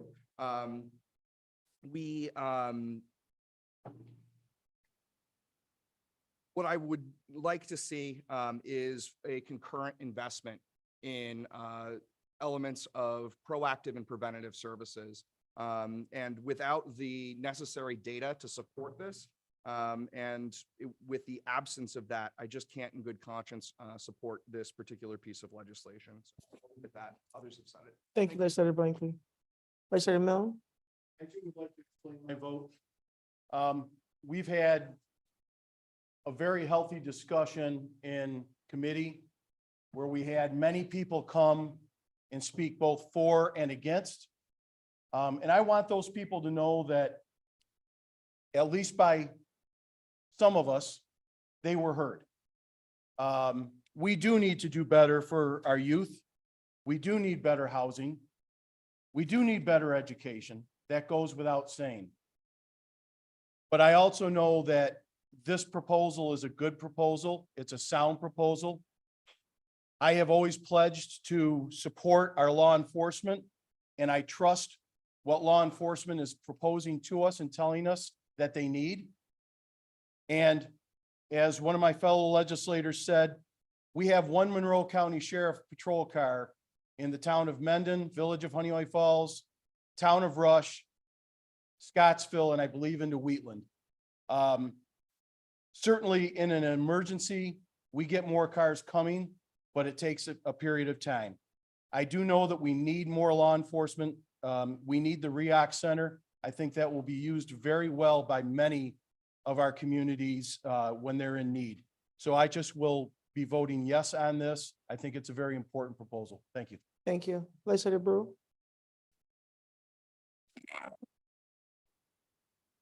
Yes, thank you, Madam President. I would like to explain my vote. And I would like to state that I must be old fashioned because I'm a proud law and order type of individual. We heard from our own Monroe County caseworkers about the lawless state in our community, especially with teens that are experiencing no consequences for their actions. This epidemic is not exclusive to our city. It also permeates our entire county. Let me give you an example that happened just last night in my little village on the west side of the county. After an incident last evening, police are investigating after a man said an unknown suspect attacked him while he was cleaning a family headstone at a cemetery in my own community of Churchville, stole his keys and phone, and fled in the victim's car. This is patrolled by the Monroe County Sheriff's Office. This victim deserved to be safe. We all deserve to be safe. And this is one of many repeating occurrences that are happening daily in our community. We need an increase in law enforcement now more than ever, and that solves only half of the problems. The other half of the problem needs to be resolved at our state laws. So if you see a police officer around town, simply tell them that you appreciate all the work they do and thank them for keeping you safe. That's a small gesture that can make a big difference in an officer's day. I wholeheartedly support this much needed initiative by the administration and will be voting in the affirmative for this referral. Thank you. Thank you, Legislator Brew. Yes, sir, Legislator Udelson. Through you, I would like to say that, or I'd like to explain my vote and say that I feel I am duty bound to vote in favor of this proposal. Town of Henrietta, as you know, is one of the largest towns in Monroe County, does not have its own police force. And what I've been told over the years, going all the way back to when I was town supervisor, is that on average, at any given time, there are 4 sheriff's cars in Henrietta, and on average, 2 of them are tied up with matters happening down near the mall. So that leaves 2 police cars to cover one of the largest towns in Monroe County. If there's something that, as was explained to us by the sheriff and the undersheriff, that can increase coverage for the residents, I know that's what they expect me to support, and I will be doing so. I also wanted to say through you, Madam President, that on the issue of a task force, it's hard to really have an opinion when we've heard of $1 million task force without any details of what that money would be spent on and how it would function. But what I wanted to point out is that addressing these issues that supposedly the task force would is the purpose of the Monroe County Youth Bureau. The Youth Bureau is a department within our very own county government. They're tasked with developing and implementing a comprehensive system of services for at-risk youth in the community. They're charged with leading the conversation and coordination of the many wonderful community agencies, especially those who get funding from the New York State Office of Children and Family Services. Earlier this year, the county executive hired Tony Jordan as Youth Bureau Director. He has vast experience working on programs for at-risk youth, such as My Brother's Keeper. He's tasked with rebuilding a department that was barely functioning during the previous administration. As he is able to get up to speed, I look forward to hearing his plans, hopefully with input from the Monroe County Youth Board, on how to address the violence issue before us that puts our children at risk. And as Legislator Frazier said, that might include spending more money to enable our community partner agencies to expand their services and outreach, but we need a real plan. So I will be supporting this call tonight. Thank you. Thank you, Legislator Udelson. What's your point? Madam President, I'd just like to acknowledge Legislator Maria Vecchio has arrived. Thank you very much. Go ahead, Legislator Barnhart. Now, I am sick and tired of every single time someone points out, hey, we need to do more. The response is, well, we're already doing it. We already have these things and we're already doing it. And yet the House is still on fire, still on fire. And I have news for you, Legislator Udelson. It's going to cost a lot more than $1 million to solve this problem that we have in our community. A lot more than $1 million. Our state legislature went home without solving our housing crisis. Well, no, this all relates to public safety here. And he directly addressed.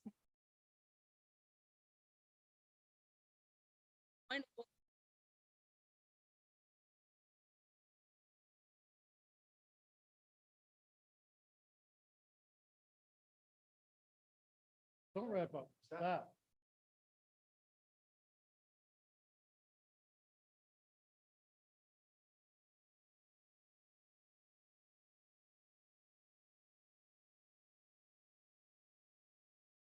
Yeah, so we're fine. Call the question. Who seconded that? And this is on the original referral, correct? Yes. Okay, I'm sorry. Roll call vote. Got to vote on calling the question. This I'm is a sorry. roll call on calling the question. Thank you.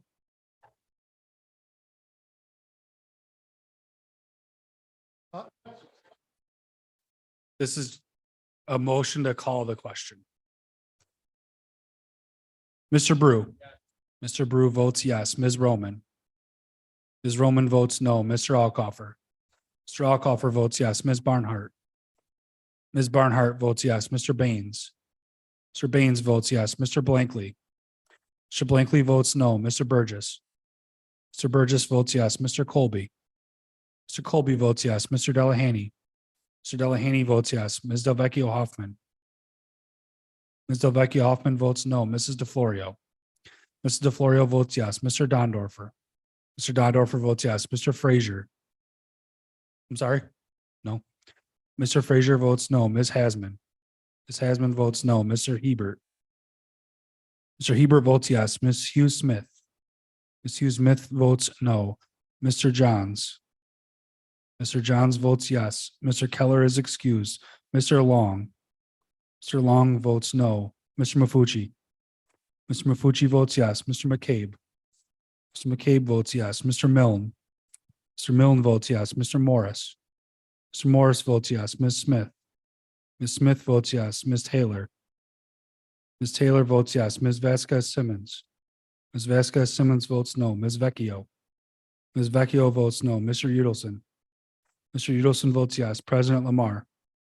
President Lamar votes yes. 19-9. Motion fails. So now back to the original motion. And I believe that's also a roll call vote.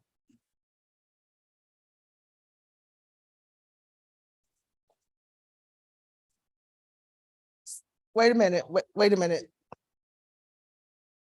You're saying that we can't continue on because the discussion isn't finished?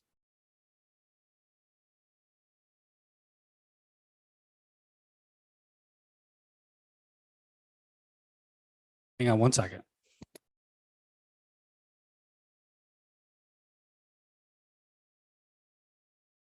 Being told So that's it's called- 2/3 of present, which would be 19-9 would pass. The question was called roll call vote on the main motion. Mr. Brew. Roll call vote on the main motion. Mr. Brew votes yes. Ms. Roman. Ms. Roman votes yes. Mr. Alcoffer. Mr. Alcoffer votes yes. Ms. Barnhart. Ms. Barnhart votes yes. Mr. Baines. Mr. Baines votes yes. Mr. Blankley.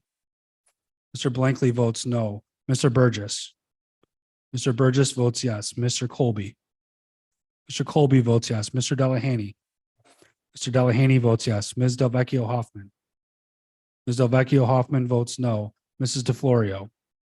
Mrs. DeFlorio votes yes. Mr. Dondorfer. Mr. Dondorfer votes yes. Mr. Frazier. Mr. Frazier votes yes. Ms. Hasman. Ms. Hasman votes no. Mr. Hebert. Mr. Hebert votes yes. Ms. Hughes Smith. Ms. Hughes Smith votes no. Mr. Johns. Mr. Johns votes yes. Mr. Keller is excused. Mr. Long. Mr. Long votes yes. Mr. Mafucci. Mr. Mafucci votes yes. Mr. McCabe. Mr. McCabe votes yes. Mr. Milne. Mr. Milne votes yes. Mr. Morris. Mr. Morris votes yes. Ms. Smith. Ms. Smith votes yes. Ms. Taylor. Ms. Taylor votes yes. Ms. Vasquez Simmons. Ms. Vasquez Simmons votes yes. Ms. Vecchio. Ms. Vecchio votes no. Mr. Udelson. Mr. Udelson votes yes. President Lamar. Yes. President Lamar votes yes. 23-5. Resolution passes. Next item. Item number 44, referral 23-0177, authorizing grant contracts and appropriation transfers pursuant the American Rescue Plan Act, ARPA. Moved by legislator Dondorfer, second by legislator Smith. Is there any discussion? Go ahead, legislator Roman. Through you, Madam President, were applicants told to apply multiple times for better chances of being funded if their proposal focused on different elements of the Bring Back Monroe goals? To the president, no. Through you, Madam President, can a portion of a funding opportunity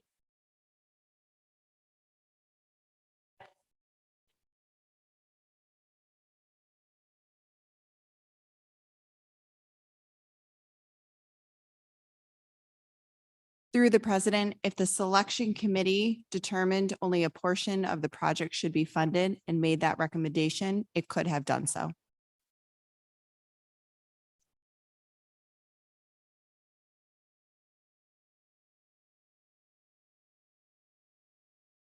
was on that committee so that everyone kind of is aware.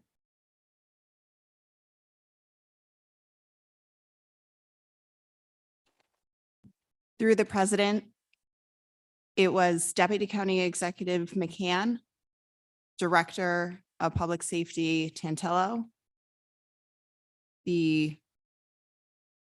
I apologize, I'm forgetting their titles, Tim Sopransky, who's the Emergency Services Coordinator, Steve Shalaba, who's the Fire Coordinator, Legislator McCabe, and Rebecca Keiko, who is the head of our ARPA team. I believe that was everyone involved in the selection committee. Is that it, Legislator Roman? Is there, no, Madam President.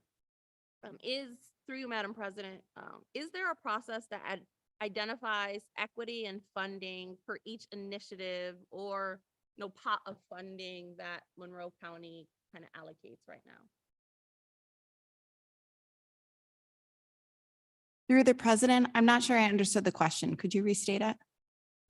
Yes, through you, Madam President, there are certain organizations that utilize an equitable lens, or they have a rubric, not the one that's currently being used by Monroe County. I know there is a rubric for ARPA, but there's a separate rubric that ensures equity and funding. Does Monroe County have anything like that?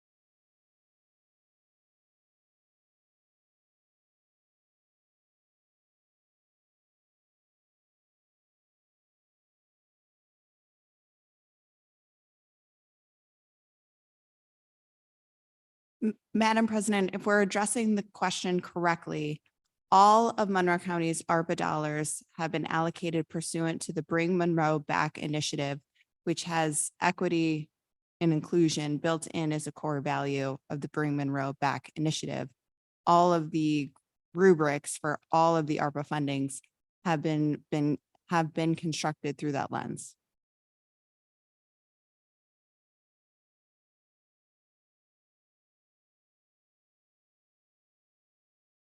Okay, thank you. Madam President, when this particular set of funding was increased from 4 million to the $0.6 million, can you explain the process for that? Through me? I'm sorry, through you, Madam President.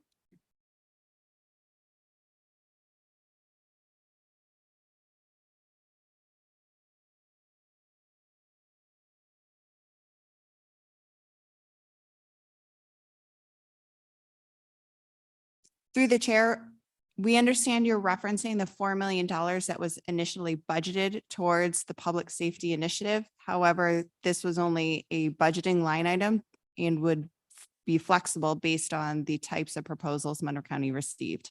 That's the explanation for the increase from the additional, I guess, reserve that Director Franklin put on for 4 million. However, the selection committee identified projects that are before you today, I think up to 6.2, thank you, up to 6.2. So additional projects were identified by the selection committee that exceeded the $4 million with Director Franklin's approval of moving the funds as set forth in the resolution. The additional 2.6 were identified. This is my final question. Through you, Madam President, will MWBE waivers be accepted? I know that organizations have asked for exclusions. Just wondering what the county will ultimately do in those instances.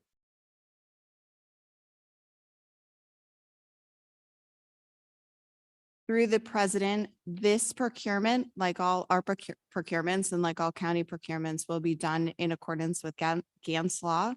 If an organization can demonstrate to our MWBU coordinator that a waiver is appropriate at that time, the MWBU coordinator will make that determination.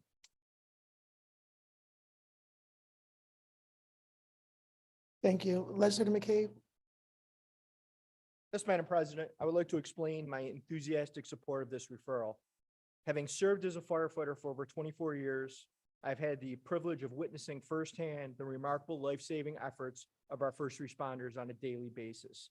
The men and women of our fire and EMS agencies are truly some of the best, dedicating their lives, often on a volunteer basis, to saving our neighbors, friends, families, loved ones, and even ourselves. However, I stand here today with a heavy heart as I express my concern about the challenges our EMS and fire agencies continue to experience over the last several years. Retention and recruitment challenges of a dwindling volunteer numbers, funding shortfalls, and more. Often as a result, like in many communities, we are in the midst of an EMS crisis, and our fire agencies need our help too. We simply cannot afford to watch this before our eyes. That is why I joined my Republican colleagues immediately upon the announcement of the ARPA dollars to prioritize public safety and funding for these agencies. Really ruled out by federal agencies on previous rounds of CARES and other emergency funds, we knew this was our chance to help, and they need it and they deserve it. County Executive Bello echoed this statement, and together we launched the Public Safety ARPA initiative. And the best part about this initiative, we didn't tell our first responders what they needed or simply start throwing around money. We asked our first responders to tell us what they needed. In doing so, we received back a variety of proposals, funding requests, and more direct ideas from our first responders and how we could help them and improve public safety in Monroe County. I was proud to serve on the selection committee to determine the eligibility of projects, and together the committee made meaningful input and in the proposals to come up before the final list before us today that we believe we have the most widespread improvement to our public safety and the agencies that uphold it.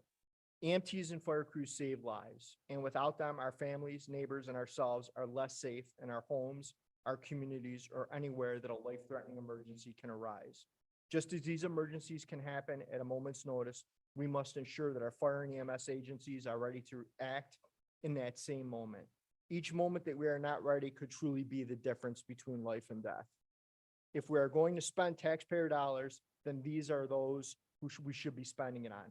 Protecting our community should always be at the forefront of our mind.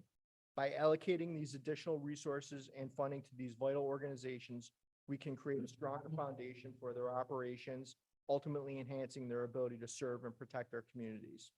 I would like to thank County Executive Bello, Deputy County Executive McCann, Public Safety Director Tantello, Fire Coordinator Steve Shalaba, EMS Administrator Tim Sopransky, and all the other members of the selection panel, and my colleagues in the legislature, and everyone else who assisted in making this goal a reality.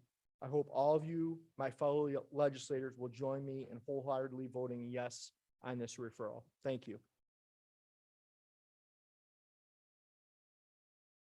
Hugh Smith. Thank you, Madam President. Through you, Madam President, to the administration, who decided that these should be the members of the committee?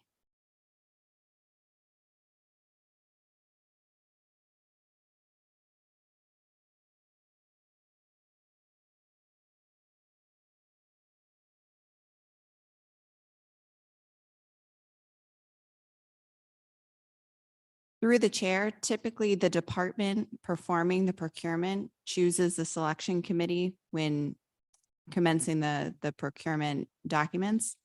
In this case, it was public safety who chose the selection committee with some input from Legislator McCabe as well. Thank you. Through you, Madam President, to the administration, why was there no legislator from the minority caucus invited to participate?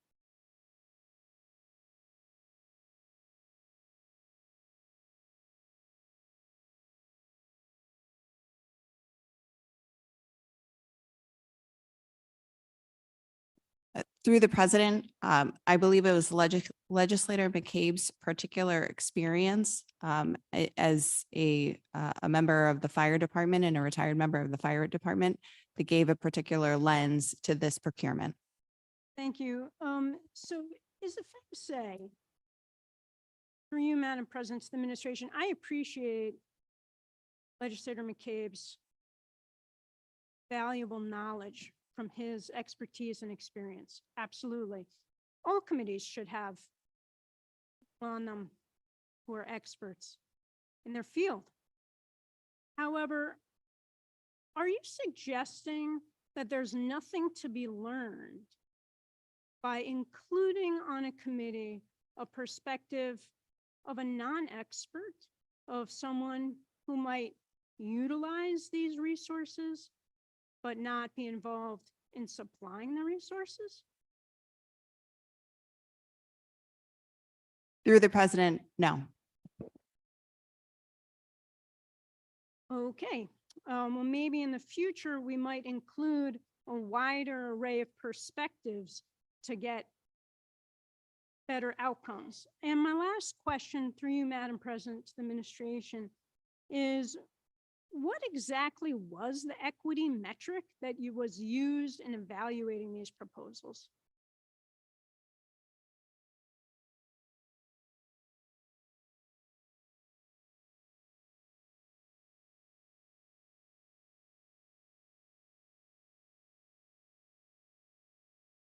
Through the president, the grading rubric has been available and part of the RFP. I apologize, I did not bring it with me this evening, but it's been available for the legislators to review, I believe for the past, since at least December, as well as since this referral was introduced. However, we're happy to make it continuing available going forward. Thank you. Legislator. Go ahead, Legislator Vasquez Simmons. I have a question, and I guess I'd like to explain my vote. Through you to the administration, was there anyone of color on this task force?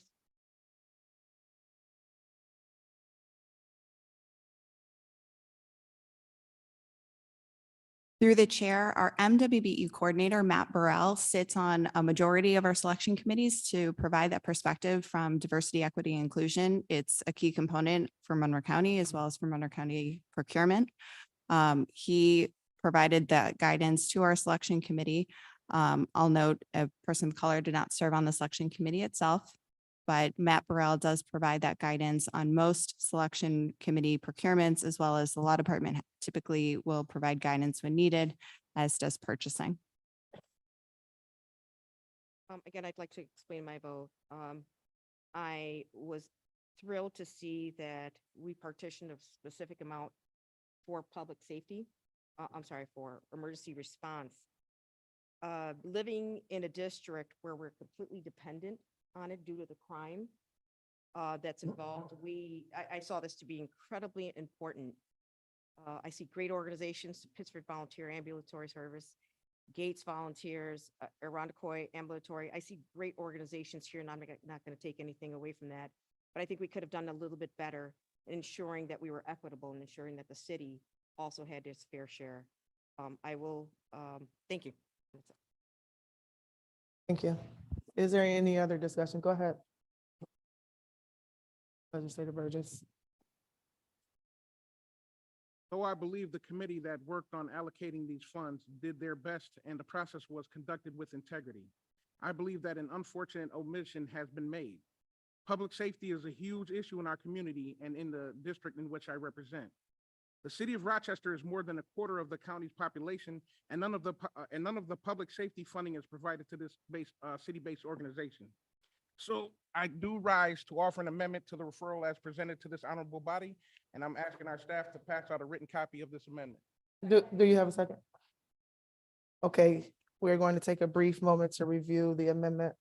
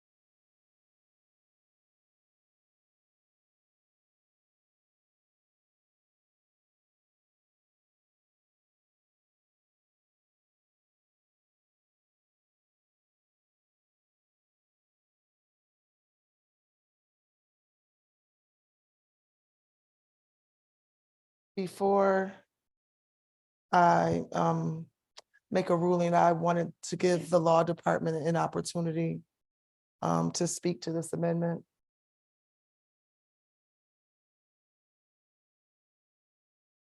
Thank you, Madam President. With respect to our ARPA dollars, like frankly, any county contract, we have to comply with procurement. For these ARPA, these federal dollars, it is in particularly important requirement because it is both a grant requirement and it is a requirement of the Code of Federal Regulations. Our ARPA procurement policy, much like our standard procurement policy, requires everything to be selected pursuant to a competitive process. So I do not believe this amendment is permissible because by adding funding that was not for a project that was not selected pursuant to the competitive RFP process, that contract was not procured and we cannot authorize it.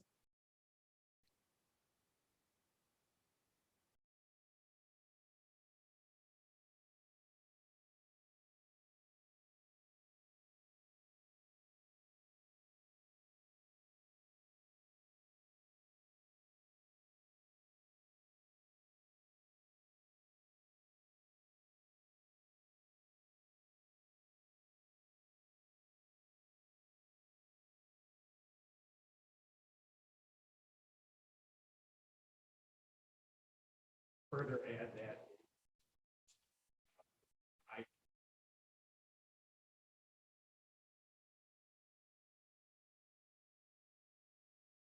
Hold on one second, Legislator Roman, are we voting on suspending the rules? Is there a mover or a seconder for? I just have a suspend- question. Opinion. We still need to suspend the rules in order to do that? How so? I'm asking, hold on. No, I'm guessing. Yes. You asked the question of legal, I would like to ask.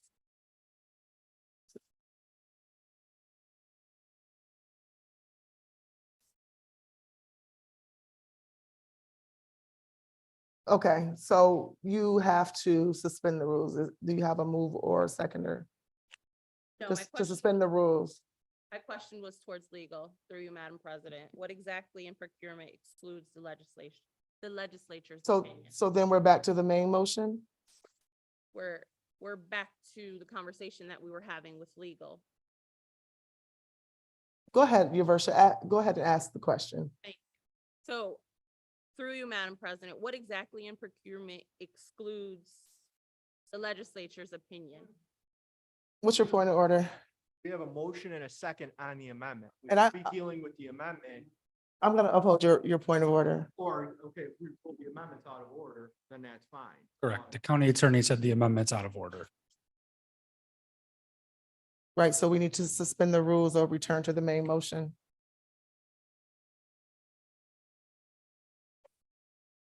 What's your point of order, Legislator Baines?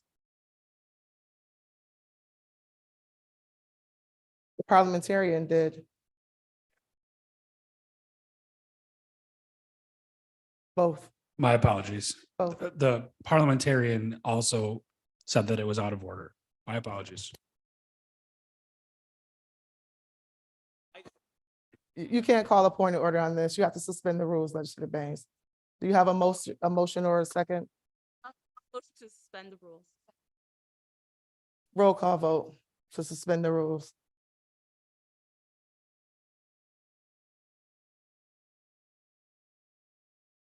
Who was the second? I'm sorry. A motion to suspend the rules. Mr. Brew. Mr. Brew votes no. Ms. Roman. Ms. Roman votes yes. Mr. Alcoffer. Mr. Alcoffer votes no. Ms. Barnhart. Ms. Barnhart votes yes. Mr. Baines. Mr. Baines votes yes. Mr. Blankley. Mr. Blankley votes yes. Mr. Burgess. Mr. Burgess votes yes. Mr. Colby. Mr. Colby votes no. Mr. Delahaney. Mr. Delahaney votes no. Ms. Delvecchio Hoffman.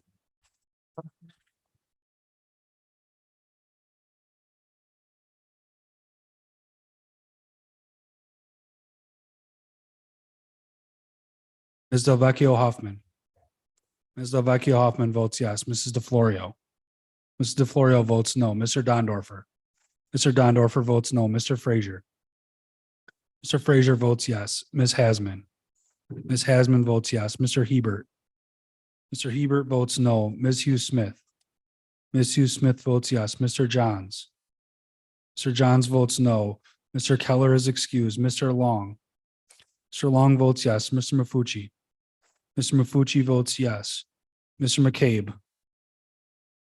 Mr. McCabe votes no. Mr. Milne. Mr. Milne votes no. Mr. Morris. Mr. Morris votes no. Ms. Smith. Ms. Smith votes no. Ms. Taylor. Ms. Taylor votes no. Ms. Vasquez Simmons. Ms. Vasquez Simmons votes yes. Ms. Vecchio. Ms. Vecchio votes yes. Mr. Udelson. Mr. Udelson votes yes. President Lamar. No. President Lamar votes no. 14-14. Motion to suspend the rules fails. Back to the main motion. Any discussion?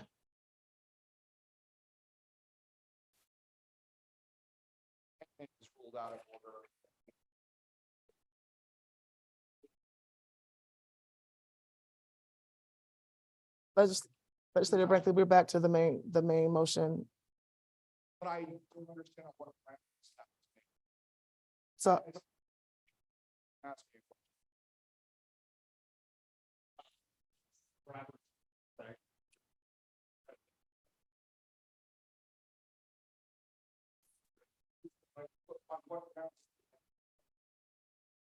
it violates the rules of the legislature. And therefore it will require a suspension of the rules. Robert's rules serve as the rules of the legislature.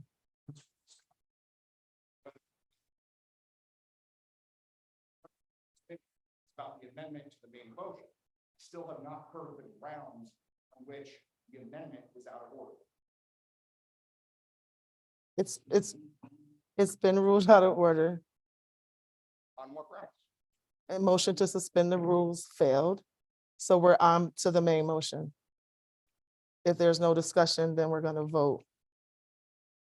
Still been no response to my question, which is very troubling. If we can just rule anything out of order for no reason, then I'm very concerned. Rationale, why is the amendment out of order? Per Robert's rule of order. Madam President, Go ahead. because the county law department determined that it violates the procurement policy, which is a violation of the law, thereby the amendment is not in order because it violates the law. That's the issue. It violates the procurement policy of the county. That's why it's out of order. That's why the amendment was out of order, and that's why we're having this discussion. But that's the Your point of order is it upheld. violates the procurement policy at the end of the day. Thank you, Legislator McCabe. I hope that our parliamentarian could be able to. Thank you. Back to, I'm sorry, go ahead. Back to the main. Back to the main motion. Is there any discussion on the main motion? Go ahead, Legislator Roman. Or I hear some folks over there trying to call the question. So if anyone has any questions, please let me know. But, all right, so as an individual who works alongside many providers, I was shocked to see a proposal for $6 million towards public safety that does not directly impact our most vulnerable citizens and EMS workforce in the city of Rochester.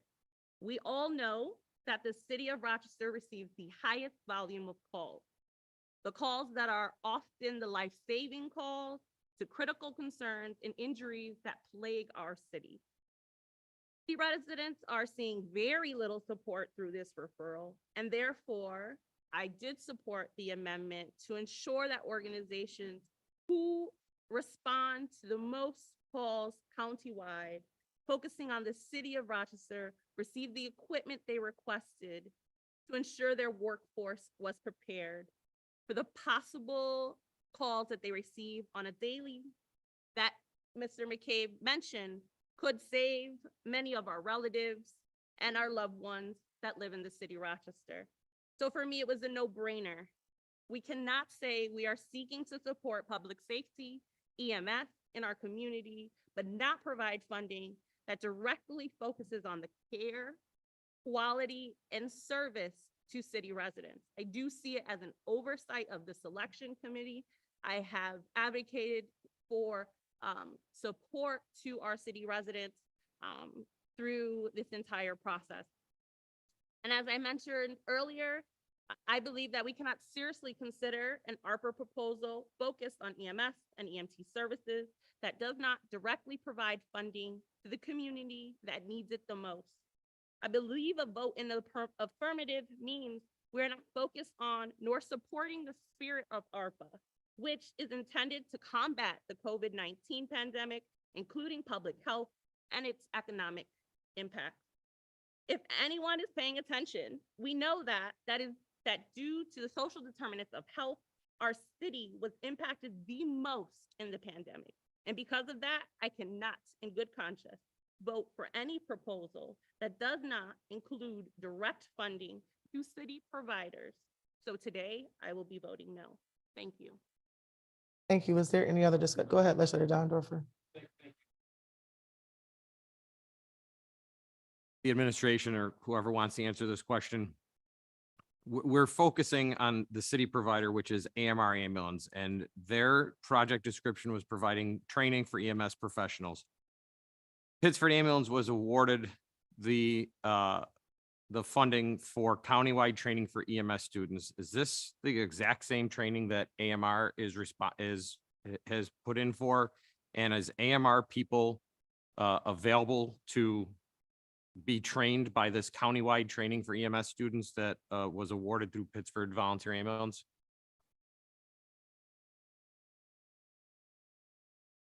Through the president, Rich Santella, Director of Public Safety. If you look at the EMS chief's proposal under the umbrella of Pittsford Volunteer Ambulance, they are willing to train individuals throughout the County of Monroe that are not necessarily attached to any particular EMS service provider. They can go anywhere to be employed within the County of Monroe. They just have to retain their employment for 3 years. Okay, If so you, continue, I apologize. if you look at the AMR proposal, they are AMR employees. They only stay within their system.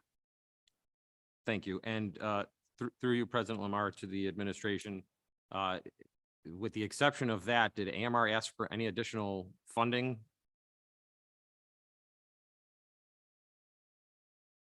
No, I understand that, and I don't disagree with that, but I'm asking it during this process, did AMR ask for anything other than the 4 million and some change for the training for EMS professionals? There was a request for equipment resources. There was, okay. I have no further questions. I'm sorry, through the president, I apologize. Is there any other discussion? Go ahead, Legislator. For you, Madam President, to the administration, it is my understanding that the awardees, the committee could have chosen to award to AMR the $311,479.93 that they requested for the equipment, but simply chose not to. Is that correct?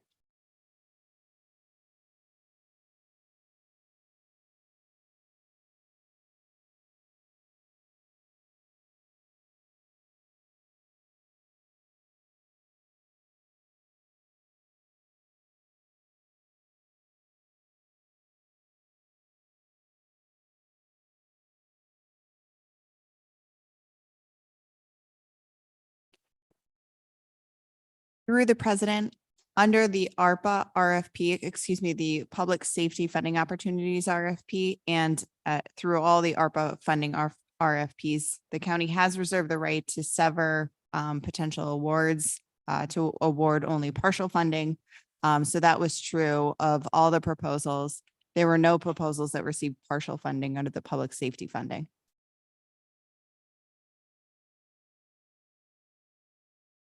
Discussion. Go ahead, Legislator. Can you speak into the mic, please? I share the concerns that a lot of my colleagues have voiced. I also want to voice that I'm concerned that the rules of this legislature are being used to silence discussion instead of expand discussion, especially when it comes to women. What I really love about this proposal is that it includes job training, that includes childcare and transportation. I think that's really good and we really need that. But unfortunately, the city was not included, and I think it's another symptom of just not including the minority caucus and the trouble that could be avoided if we were more included in before they get this far. Thank you. Any other discussion? Go ahead, Legislator Barnhart. Possible for legislation to be submitted, not going through the RFP process and awarding a contract to AMR or another organization in the city. Through the president, no, that would violate both Monroe County procurement as well as the federal regulations guiding how ARPA dollars may be spent. Go ahead, Legislator Burgess. President. Go right ahead. I believe that an unfortunate omission has been made. There are many vital programs that service the community that I do support. Though I am pro-city, I am not anti-suburb. So I will vote in favor of this referral and hope the next time that the city gets more consideration. Thank you. Any other discussion? Roll call vote. Mr. Brew. Mr. Brew votes yes. Ms. Roman. Ms. Roman votes no. Mr. Alcoffer. Mr. Alcoffer votes yes. Ms. Barnhart. Ms. Barnhart votes yes. Mr. Baines.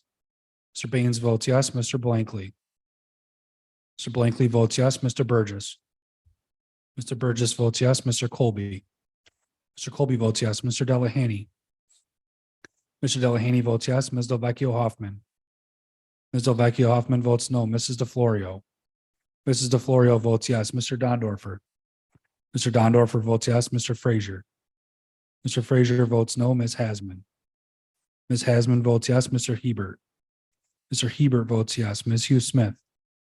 Ms. Hughes Smith votes yes. Mr. Johns. Mr. Johns votes yes. Mr. Keller is excused. Mr. Long. Mr. Long votes yes. Mr. Mafucci. Mr. Mafucci votes yes. Mr. McCabe.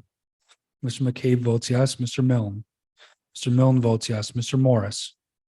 Mr. Morris votes yes. Ms. Smith. Ms. Smith votes yes. Ms. Taylor. Ms. Taylor votes yes. Ms. Vasquez Simmons. Ms. Vasquez Simmons votes no. Ms. Vecchio. Ms. Vecchio votes yes. Mr. Udelson. Mr. Udelson votes yes. President Lamar. Yes. President Lamar votes yes. 24-4, resolution passes.